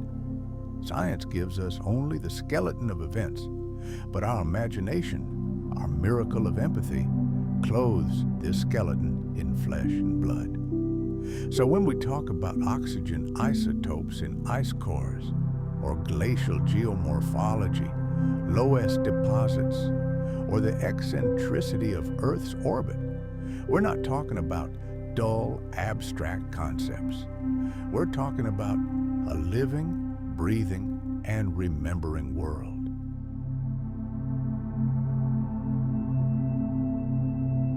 We're talking about the long, slow, and grand history of our species, told in the language of stone, whispered in the voice of eternal ice, measured in layers of ancient dust, and driven forward one simple question at a time. Imagine a world encased in ice. The end of the Ice Age didn't come like a sudden morning. It didn't arrive with trumpets and fanfares. There was no day when the world suddenly thawed, no moment when the giant glaciers, taking their last breath, retreated, never to return. No, it was like the planet's long, ragged exhalation, which we watch in reverse, slow, hesitant, full of uncertainty. The world was thawing not only in temperature, it was thawing in its very rhythm, in the very possibility of new life. Let's fast forward 20,000 years into the past. The last glacial maximum, the peak of glaciation, had reached its peak. Ice sheets, kilometers thick, covered North America, Northern Europe, and Asia like a gigantic shroud. Sea levels were more than 100 meters lower than today, exposing vast tracts of land where herds of mammoths roamed. Small groups of people hid in caves or followed the animals across the endless frigid tundra, but something changed. Out there in deep space, the slow dance of the planets, invisible celestial rhythms, began to alter Earth's orbit. These barely noticeable changes tilted our planet just enough for the summer sun to begin to warm the north a little more intensely.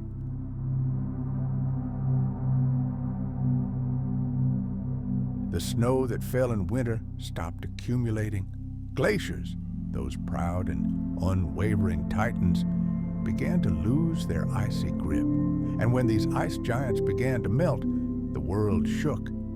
At first, the changes were slow and gradual.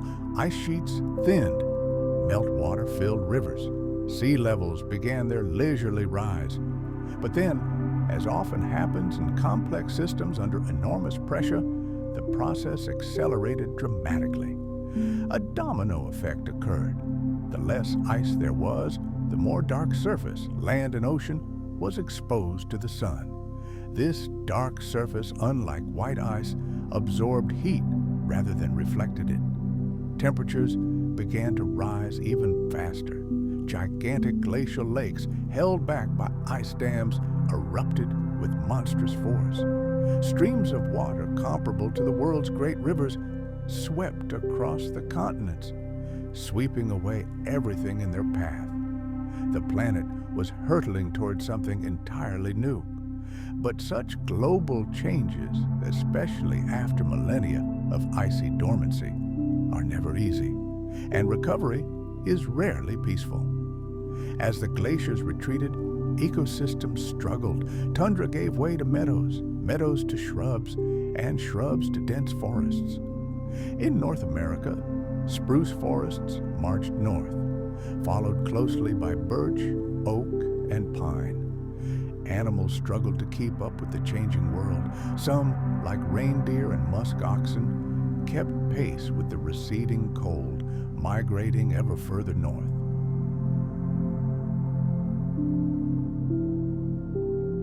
Others, like the mighty woolly mammoth or the saber-toothed tiger, found themselves trapped, locked in a world that was no longer home. The megafauna extinction, already well underway, became a true catastrophe. The giants of the ancient world, those who had dominated the planet for hundreds of thousands of years, were now disappearing at an alarming rate. The giant sloths of South America, the cave bears of Europe, the giant kangaroos of Australia, all vanished within a few thousand years. They left behind only bones, footprints, and a deafening silence. This extinction wasn't just a tragedy for individual species. It was a collapse of the entire fabric of the universe. Megafauna weren't just large animals. They were the engineers of their ecosystems. They made trails, fertilized the soil, and dispersed seeds. Their disappearance forever changed the landscape. Forests became denser and more impenetrable, and grasslands changed their composition. Even fires changed. Fewer large herbivores meant more dry vegetation, which in turn led to more frequent and devastating forest fires. The dominoes fell one by one, quietly but inexorably. However, destruction did not reign everywhere. Some regions became true refuges, islands of stability in a raging ocean of change. In East Africa, small pockets of biodiversity managed to survive all climatic shocks.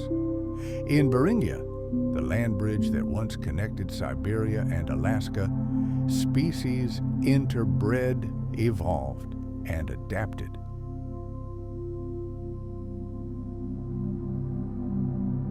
In mountain valleys and along rivers, entirely new combinations of life emerged.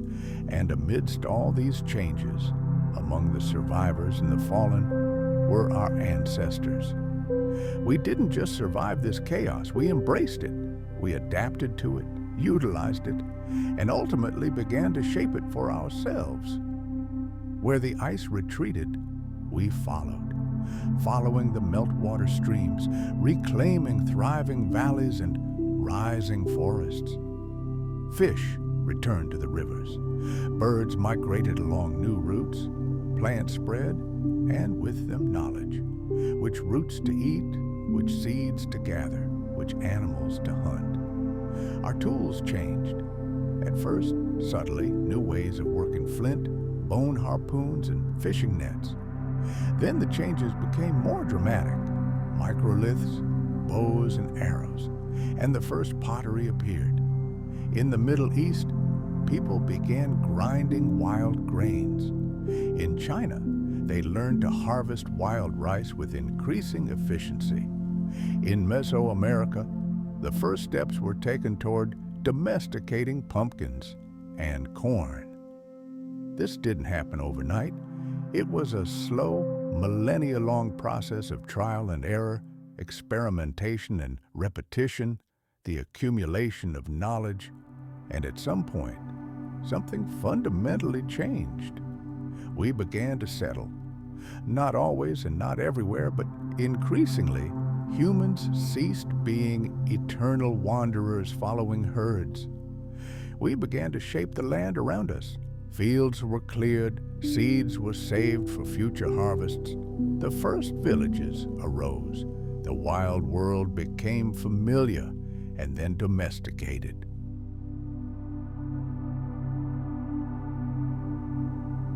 This was the Neolithic transformation, and it unfolded against the backdrop of the planet's long awakening from glacial hibernation. The new climate stability, albeit relative and imperfect, offered humanity a rare opportunity.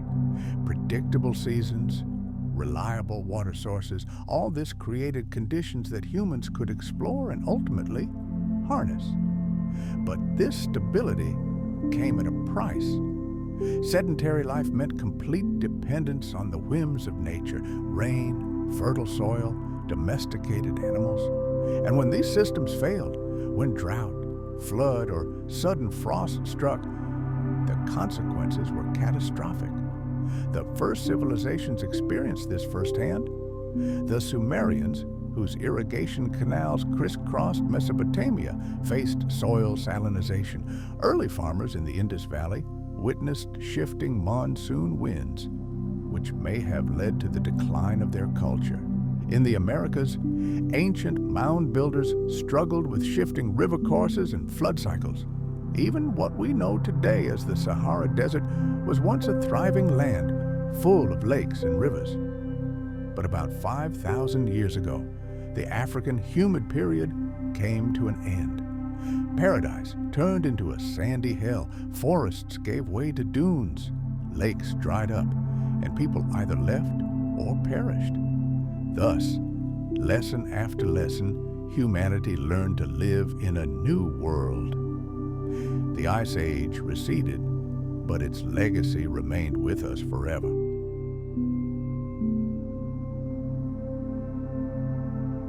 It left its scars on the planet, inscribed its memory in the contours of mountains and riverbeds, and etched its history into the DNA of living beings.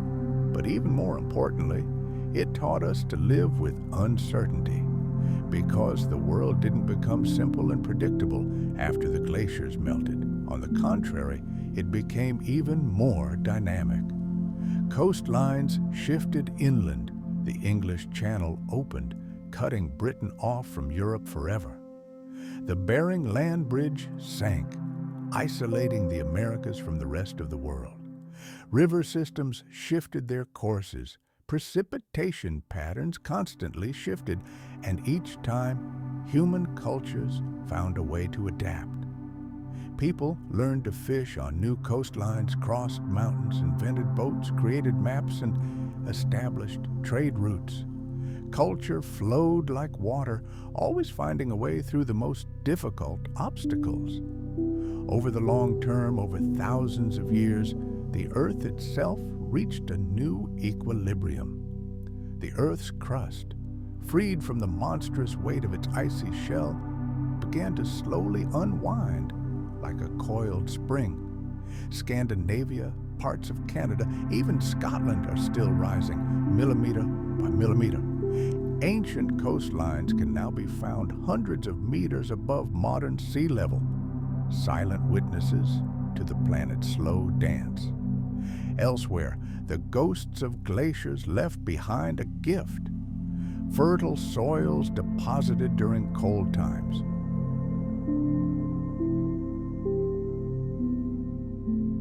The black soil of Ukraine, the deep topsoil of the American Midwest, the Loess Plateau of China, all these are the legacy of ice that today feed millions of people. Even our waters bear the imprint of the Ice Age. The American Great Lakes are more than just bodies of water. They are gigantic scars, carved by the slow movement of the Laurentide ice sheet and filled with its meltwater. To this day, they remain one of the largest freshwater systems on the planet, a gift from the glaciers that shapes the economy, ecology, and even the weather of an entire continent. And finally, permafrost. Vast swathes of the Arctic still retain the cold of the Ice Age within their depths. Deep layers of ancient carbon preserved for tens of thousands of years. In some places, mammoth tusks still emerge from eroded riverbanks. Ancient viruses, plant pollen, and even traces of prehistoric animals, all preserved in icy mud. But the thaw that began thousands of years ago is not over. And with it comes liberation. Not only we are watching as the planet's icy shell, which has held the North captive for millennia, begins to melt. But it's not just water that is being released from this icy prison. An ancient cocktail of carbon, methane, and even fragments of DNA is bursting forth. Entire microscopic worlds, slumbering in the permafrost for tens of thousands of years, are awakening from their slumber. The speed of this process is staggering.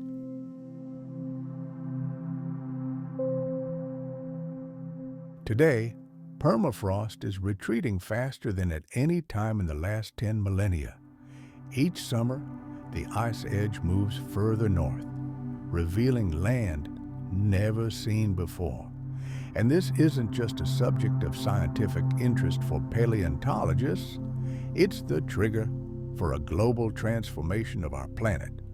Imagine, carbon locked away in frozen soil is released into the atmosphere. There, it turns into greenhouse gases, which in turn further warm the planet. And the higher the temperature, the more permafrost melts. It's a vicious cycle, a closed feedback loop.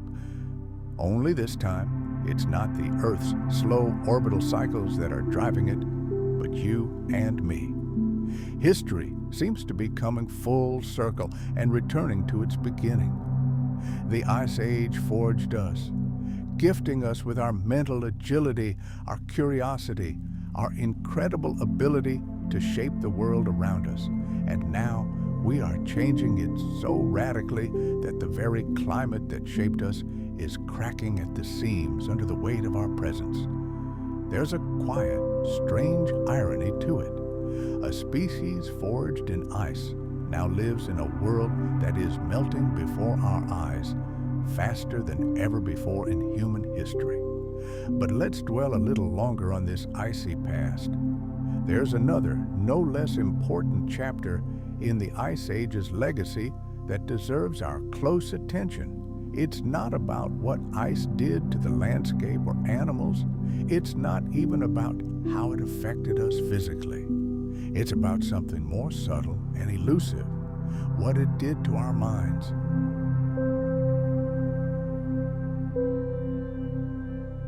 Consciousness is an amazing thing. It can't be touched.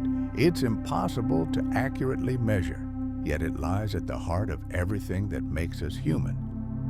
It's the ability not just to look at the world, but to question it. Not just to experience feelings, but to reflect on them. When did it all begin? At what moment did the first human, looking up at the night sky, feel not just hunger or fear, but something more profound, awe? When was the first story told not to convey information about prey, but to imbue life with meaning? We don't know the exact answer because miracles don't leave fossils, but we do have clues, artifacts that hint at the complex inner lives of our ancestors. The oldest known jewelry, shell beads, is over 100,000 years old. Someone long ago took the time and effort to drill holes in these tiny shells, string them, and wear them.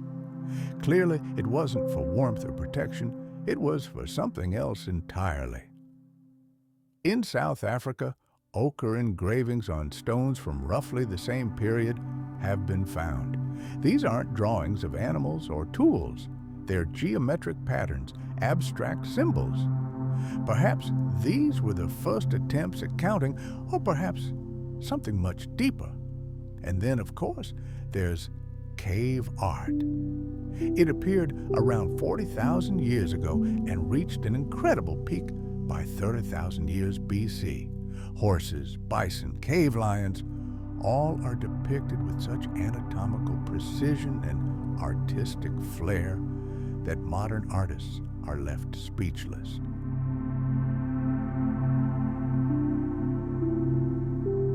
But it's not just the artistry that's astounding, but the context itself. These drawings are often found in the most remote and inaccessible corners of caves. Reaching them required considerable effort. Imagine this scene: pitch darkness, narrow passages, vast underground chambers where the resonant echo must have amplified the sounds of voices or the beat of ritual drums. All this suggests that the caves were more than just dwellings. They were sacred spaces, a kind of early temple, Archaeologists find traces of fires, remnants of ochre used as paint, and even bone flutes that may have been used to play ancient music. And on the walls are handprints, stenciled, not one or two, but hundreds, entire galleries of hands as if reaching out to us through millennia. What did they celebrate in these dark halls? Whom did they mourn? What did they hope to remember forever? We will never know for sure, but the very fact of creativity speaks volumes. It testifies to the emergence of a mind that learned to think in symbols, that could imagine what was not, that sought to preserve not just facts, but meanings. It was a true cognitive revolution, and it seems to have coincided with the harshest phases of the Ice Age. This may not be a direct cause and effect relationship, but it's not a mere coincidence either. After all, survival in an icy world required more than just physical strength and endurance.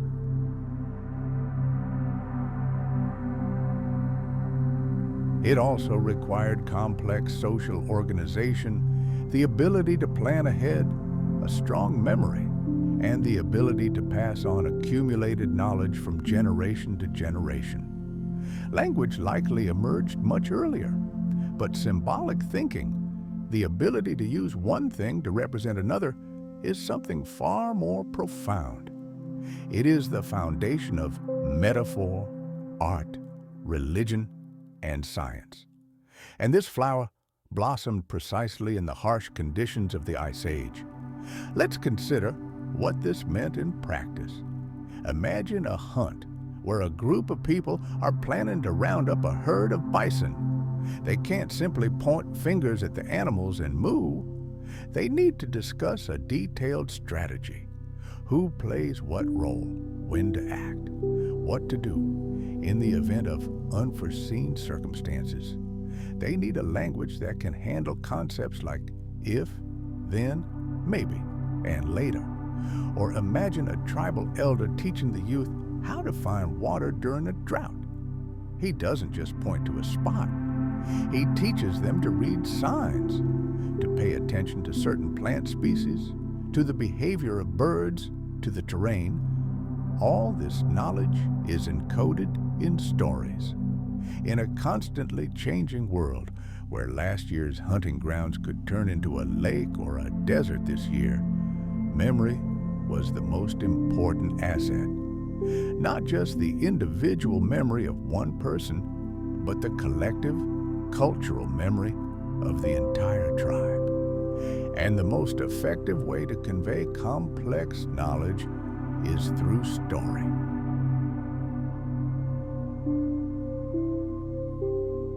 Stories, as we know, are very sticky.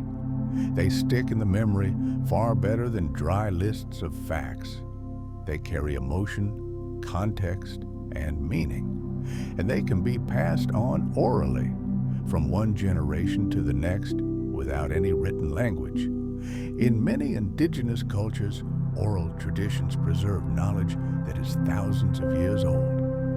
This can be maps of a region in the form of songs, ethical codes embedded in myths, or practical wisdom disguised as tales of heroes and monsters. Some of these stories may even preserve the memory of actual geological events, volcanic eruptions, catastrophic floods, and coastal changes.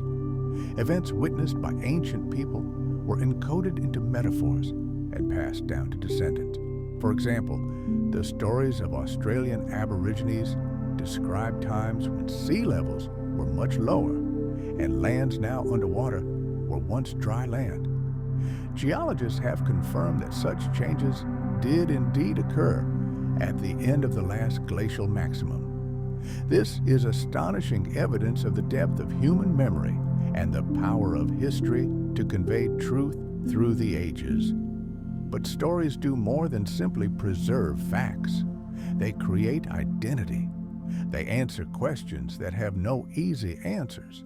Where did we come from? Why are we here? What happens after death?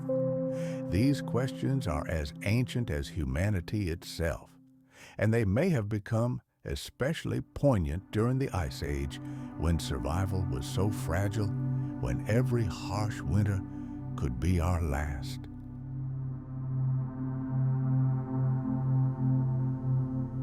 The burial rites of that time suggest a belief in an afterlife, or at least a deep respect for the dead.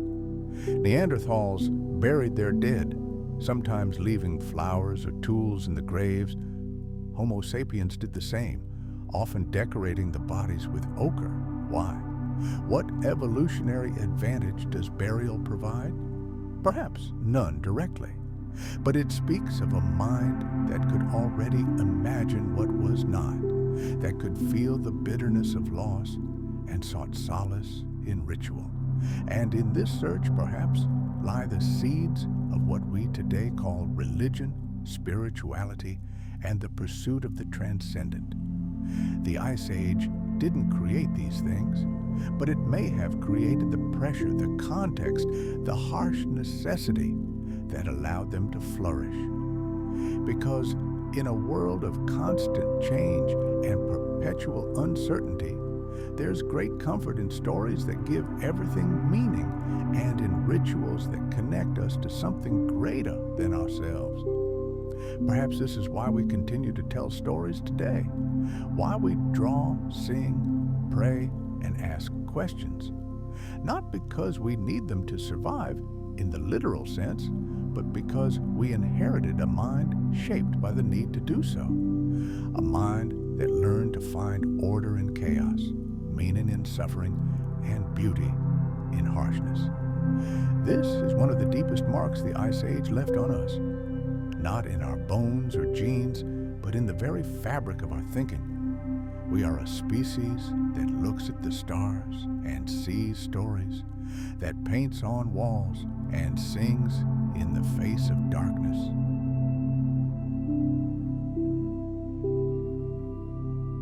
And perhaps we became this way because, long ago, in a world of ice and wind, this is what our ancestors needed to become.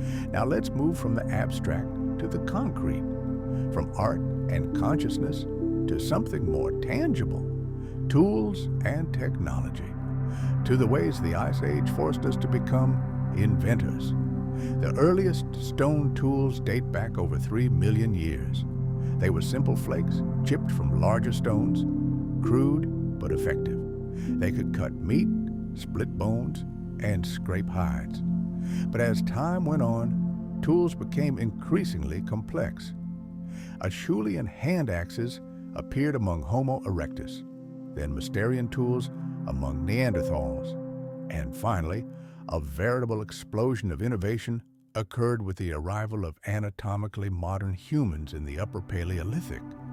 Suddenly, at least in geological terms, the toolkit expanded dramatically. Not only stone was used, but also bone, horn, mammoth, ivory, wood, and plant fibers.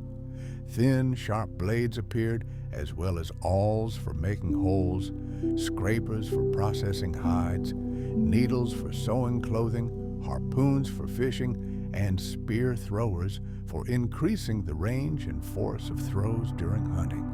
Each of these inventions was a response to a specific challenge. The need to survive the bitter cold, the need to catch fast and timid prey, the need to transform thick mammoth hides into clothing that could withstand Arctic winds. Some of the most impressive tools of the Ice Age were needles.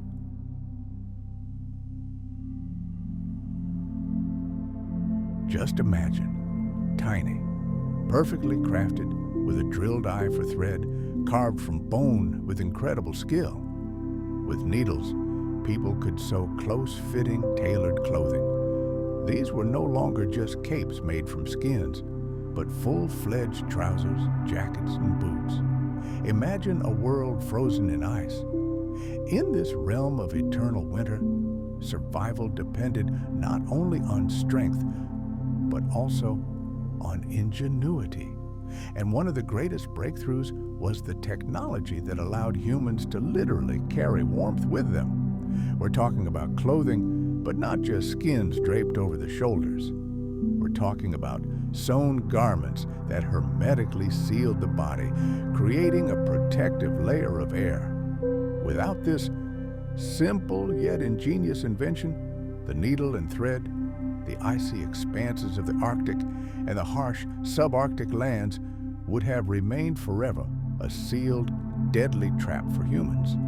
One tiny technology, a thread threaded through a hole, became the key that unlocked entire continents.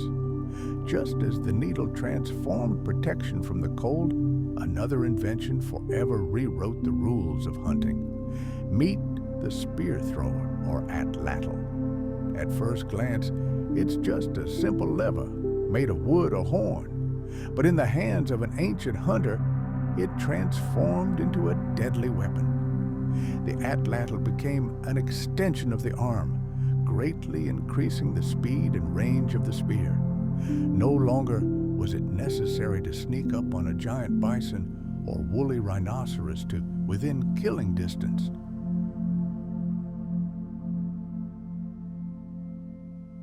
The hunter could strike his target from a safe distance, delivering a devastating blow. It was a true power amplifier, both literally and figuratively. And then, millennia later, perhaps around 20,000 years ago, an even more advanced weapon entered the picture: the bow. Although traces of its origin are murky, its advantages were clear. It was more powerful, shot farther and more accurately, and most importantly, allowed arrow after arrow to be fired with incredible speed. The dynamics of the confrontation between predator and prey were forever changed, and although the bow would later become a formidable weapon of war, its roots lie in that harsh era when it was merely a tool for survival in a world that offered no second chances. But of course, the heart of this icy world was fire. The conquest of flame is a story stretching back millions of years. But it was during the Ice Age that fire transformed from a simple convenience into an absolute necessity. It was a source of life-saving warmth in a frozen world. It was a wall of light, warding off nocturnal predators lurking in the darkness. It allowed for cooking, making food not only tastier, but also safer, releasing precious calories. And no less important, fire became the center of the human universe. The tribe gathered around the hearth, the spoils were shared, stories and legends were passed down orally, and culture was born.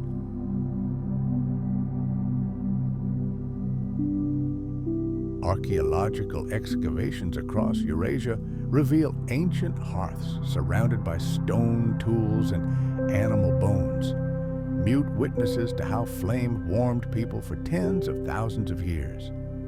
It was around these fires that the first true homes arose. In the vast steppes, where trees were rare, humans discovered a new building material.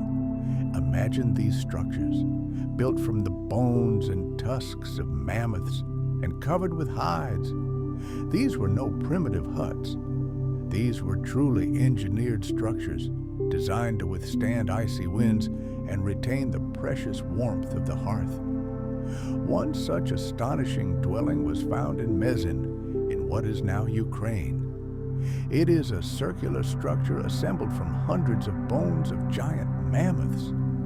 What a titanic labor went into its creation. But it provided reliable shelter in a world where winters were merciless. This is not just proof of survival, it is a monument to human ingenuity, the ability to find resources where others would see only the graveyard of ancient giants. It was this harsh world that taught us one of the most important lessons: to see opportunities where none seem to exist, to adapt, to improvise, to use what's at hand, rather than wait for ideal conditions. This mental flexibility is perhaps our greatest evolutionary advantage. Not physical strength, not speed, not even brain size per se, but the ability to find unconventional solutions to problems, to learn, and to pass on knowledge.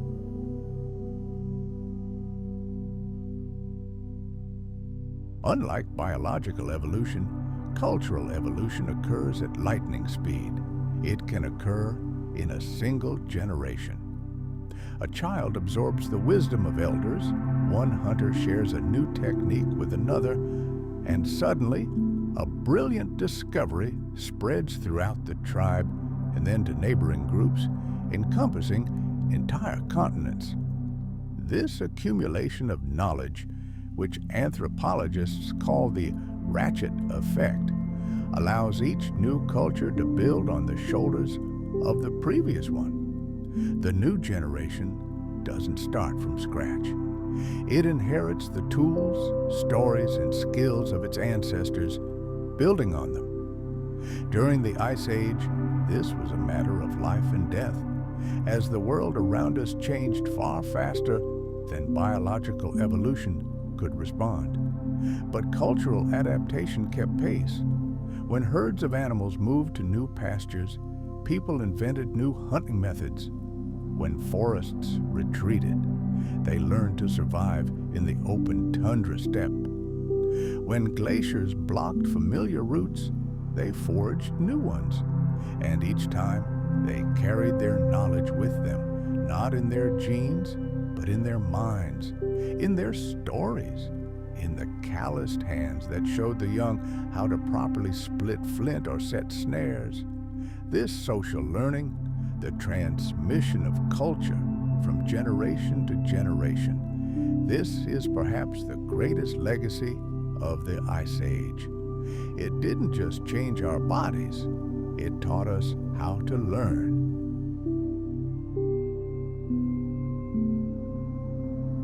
Now, let's turn our attention to an aspect that has been overshadowed for too long by tales of tools, hunting, and glaciers: the role of women.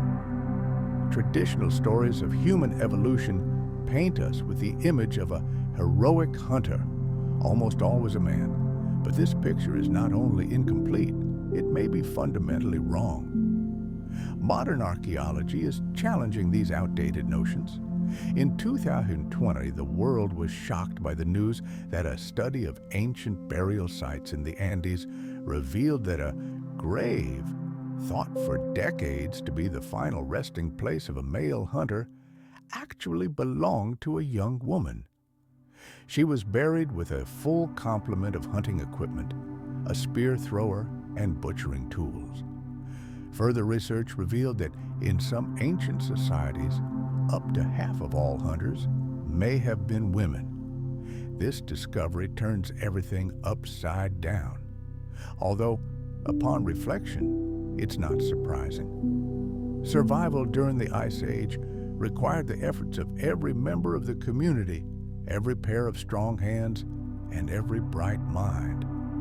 Women were likely more than just gatherers, though this labor was vital. They were hunters. They made tools. They were elders and keepers of knowledge. They were storytellers who linked generations together. Even today, in many hunter-gatherer societies, it is women who provide the lion's share of calories through foraging. They have a thorough knowledge of the plant world, which roots are edible, where to find seeds, which mushrooms are edible, and which are deadly.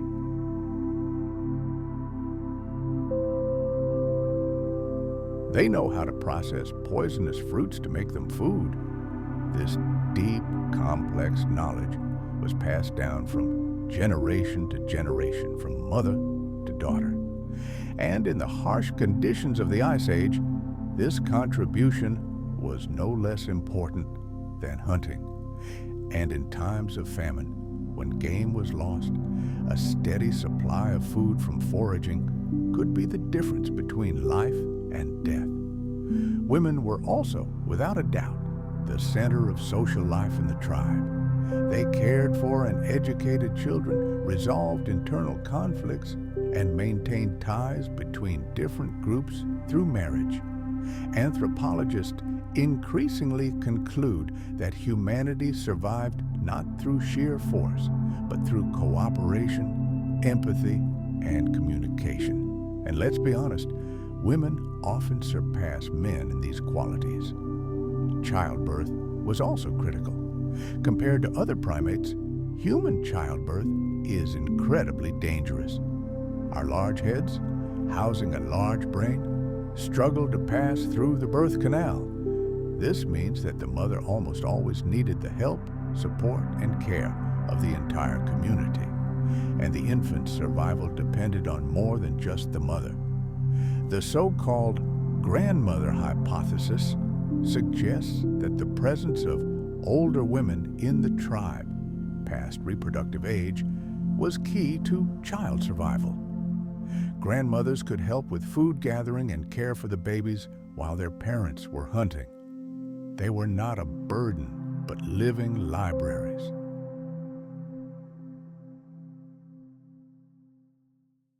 In a world of constant change, where the environment changed with each generation, it was the elders who became the bearers of invaluable experience. Thus, slowly but surely, our social structure evolved. We lived not simply in families, but in extensive networks of kin, tribes, and clan alliances that could share resources, skills, and care. This cooperation was our greatest adaptive advantage. In a world where one unsuccessful hunt or a sudden snowstorm could spell doom, relying on our fellow tribesmen was our primary survival strategy, and this is another legacy of the Ice Age. Not just our tools or our brains, but also our sociality, our deep need for community, connection, and belonging. We are a species that thrives in community and withers in solitude. We crave stories, laughter, and shared experiences. And the reason is simple. For our ancestors, loneliness meant certain death. The glacier was unforgiving of weakness, but it was even more unforgiving of isolation. Those who survived were those who knew how to cooperate, trust, and build bonds stronger than ice and time. This is deeply ingrained in us, not only at the cultural level, but also at the biological level. Our brains are literally designed for social interaction. We instinctively read faces, sense emotions, and imitate those around us. This isn't a learned skill. It's an instinct that kicks in from the very first moment of life. And this, too, is a gift of the Ice Age.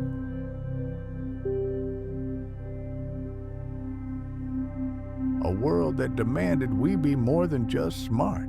It demanded we be together. Now let's return to something more global, to that great rhythm that, like a gigantic heartbeat, pulsated through time, governing the advent and retreat of glaciers. We've already mentioned the Milankovitch cycles, but it's worth delving deeper. After all, this isn't just an academic theory, it's a fundamental mechanism that explains why the Ice Age wasn't a single event, but a series of freezing and warm periods. Our planet's path around the sun isn't a perfect circle, but rather a slightly elongated ellipse. And the degree of this elongation, or eccentricity, varies over a cycle of approximately 100,000 years. When the orbit is more elliptical, the Earth receives very different amounts of solar heat throughout the year. When it becomes nearly circular, these seasonal variations smooth out. Then there's the tilt of the Earth's axis. This, too, is not constant and fluctuates. Imagine our planet not as a stationary sphere, but as a giant spinning top, slowly spinning in space. This top is not perfect. It wobbles. The axis of its tilt fluctuates, shifting from 22.1 to 24.5 degrees over a gigantic cycle that lasts approximately 41,000 years. When the tilt is greatest, the seasons become extreme, scorching summers and freezing winters. When the tilt is at its minimum, the climate moderates and the contrasts are smoothed out. But that's not all.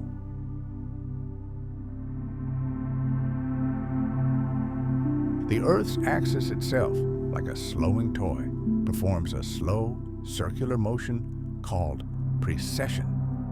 One complete rotation takes about 26,000 years. This cosmic dance determines which hemisphere faces the sun at the moment our planet passes its closest point in its orbit.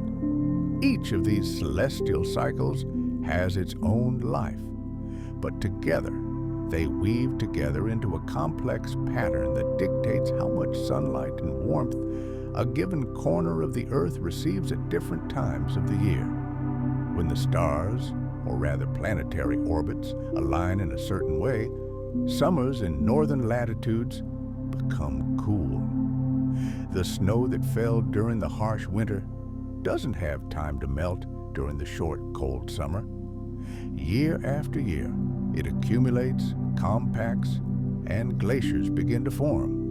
And once this process is initiated, a chain reaction is triggered. The more ice, the more sunlight is reflected back into space.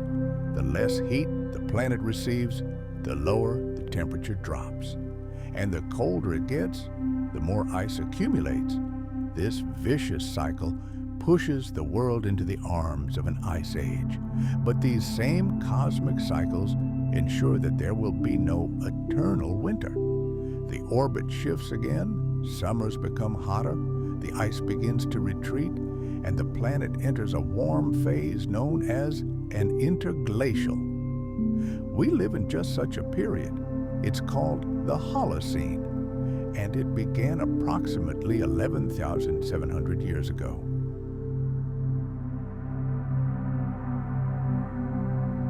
Compared to previous thaws, our time has been surprisingly calm and stable, and perhaps it was this stability that allowed human civilization to emerge and flourish. But don't be fooled. The climate has never been completely stable. Even within the Holocene, there have been sharp fluctuations, sudden cold snaps, heat waves, droughts, and catastrophic floods. One of the most dramatic episodes in this history is known as the Younger Dryas. Picture this. The world is slowly thawing after a long glacial night. Giant ice sheets retreat, temperatures rise. Then, suddenly, about 12,800 years ago, the planet seems to slam on the brakes. Everything reverses. The cold returns with renewed vigor. The glaciers begin to advance again. And this icy revenge lasts for a full 1,300 years. Ecosystems, just beginning to adapt to the warmer temperatures, are plunged into absolute chaos.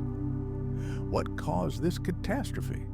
The most compelling theory points to the ocean. In the depths of the Atlantic, there's a gigantic system of currents, a kind of global conveyor belt, which scientists call the Atlantic Meridional Overturning Circulation, or AMOC. This system transports warm water north and cold water south, acting as a gigantic climate regulator. When the vast glaciers began to melt at the end of the Ice Age, unimaginable flows of fresh water poured into the North Atlantic. This water, being lighter than salty ocean water, formed a giant lens on the surface, disrupting the entire mechanism.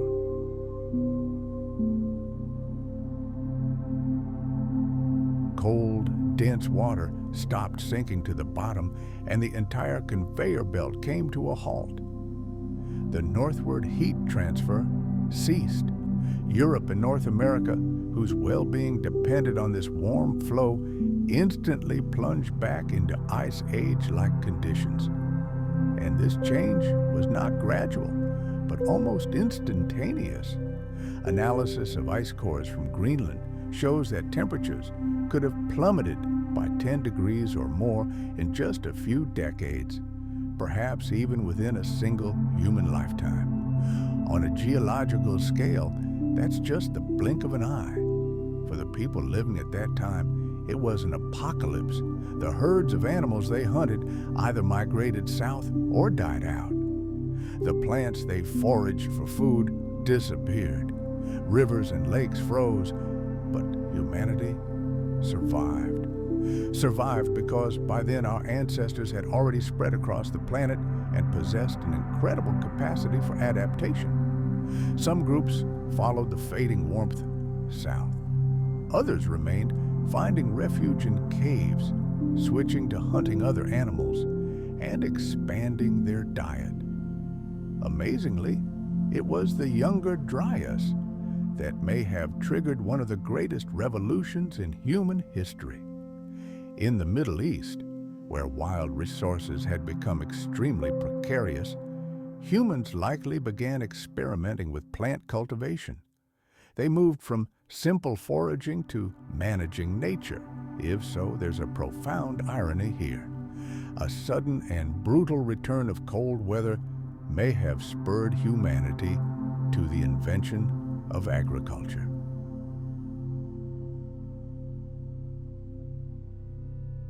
When the Younger Dryas ended about 11,700 years ago, the warming was as abrupt as the preceding cooling. Temperatures soared, glaciers began melting at breakneck speed, sea levels rose, and humanity finally entered the Holocene epoch.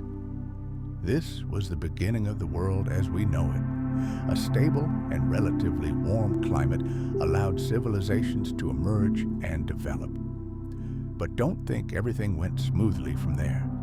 The planet continued to throw up surprises. Around 8,200 years ago, another sudden cold spell struck. This event lasted only about 150 years, but left a noticeable mark. Temperatures dropped again, and drought struck the Middle East and Africa. Archaeological finds indicate that some early agricultural settlements were abandoned. People were once again forced to move and adapt. Some returned to a nomadic lifestyle, others found new, more fertile lands. Then came the Holocene climate optimum, a period lasting from approximately 9,000 to 5,000 years ago. The planet became warmer than it is today. In Africa, this period is called the African humid period. Monsoons intensified and rain returned to the Sahara, now a vast desert. It became covered with savannas and lakes. People settled these regions grazing livestock, fishing, and leaving behind amazing rock art that we can still see today. These include depictions of giraffes, elephants, crocodiles, and people dancing, hunting, and simply living. But about 5,000 years ago, the fairy tale ended.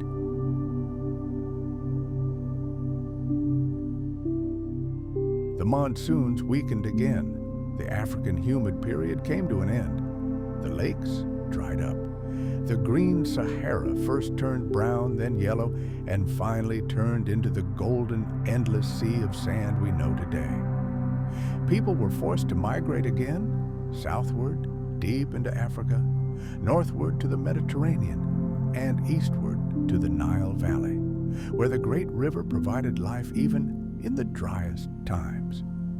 It is quite possible that it was this forced migration, the concentration of people and ideas along the banks of the Nile, that became one of the catalysts for the emergence of the great Egyptian civilization.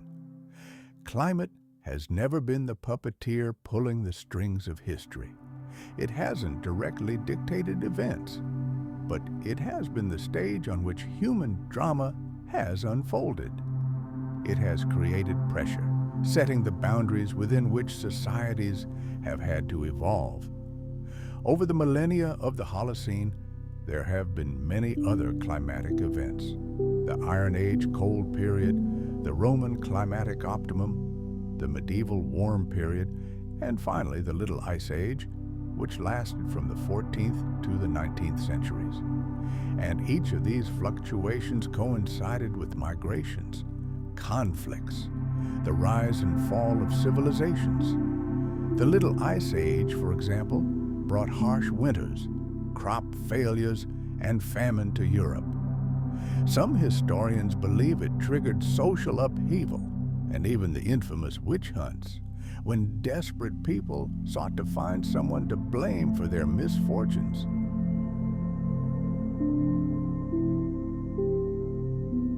But this period also marked the Age of Discovery, when Europeans set out overseas. Perhaps they were driven not only by curiosity, but also by the harsh conditions at home. Climate doesn't write history, but it influences it, shapes it, creates conditions and poses challenges. And today we once again live in an era of global climate change. But this time, its cause is not orbital cycles or ocean currents. It is within us. But before we talk about that, let's pause for a moment and look at something that's easily overlooked in all the talk of survival: beauty. The Ice Age wasn't just a time of harsh trials. It was a time of incredible primordial wonder. Imagine ice caves, their crystalline vaults shimmering in the torchlight. Imagine the northern lights dancing across the Arctic sky, endless expanses of tundra beneath a canopy of stars that seemed closer and brighter. Enormous mammoths slowly trudging across virgin snow, their breath freezing in the frosty air. Saber-toothed cats patiently lurking at a watering hole, herds of bison stretching to the horizon. Our ancestors saw all this with their own eyes. They lived amid this grandeur, and we are incredibly fortunate that they left us more than just bones and stone tools. They left us art. The caves of Lascaux, Altamira, and Chauvet are more than just archaeological sites. They are ancient cathedrals, art galleries created by human hands tens of thousands of years ago.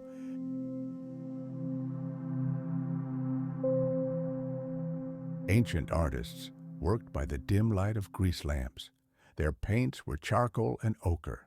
Their brushes were tufts of wool, soaked sticks, or simply their own fingers. They painted what they saw, but they imbued it with what they felt: movement, power, grace, life itself.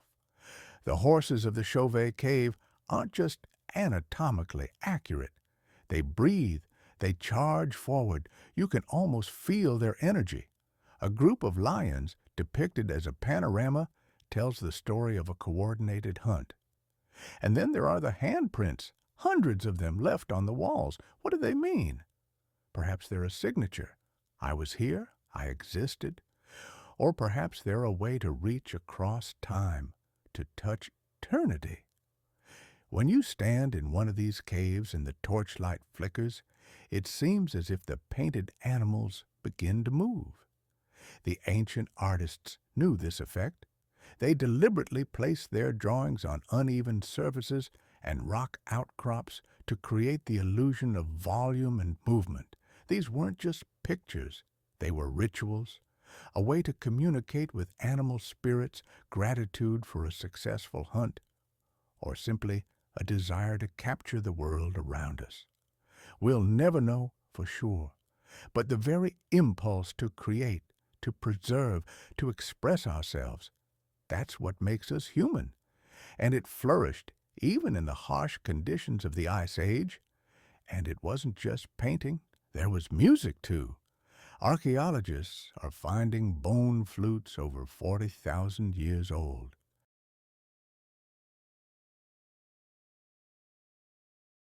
Skillfully carved from bird bones or mammoth tusks, with perfectly drilled finger holes that allowed them to produce different notes. Just imagine the sound, high, clear, echoing in the echoing silence of a cave or under the starry sky, while a fire crackled in the hearth. What songs did they sing? What stories did their music tell?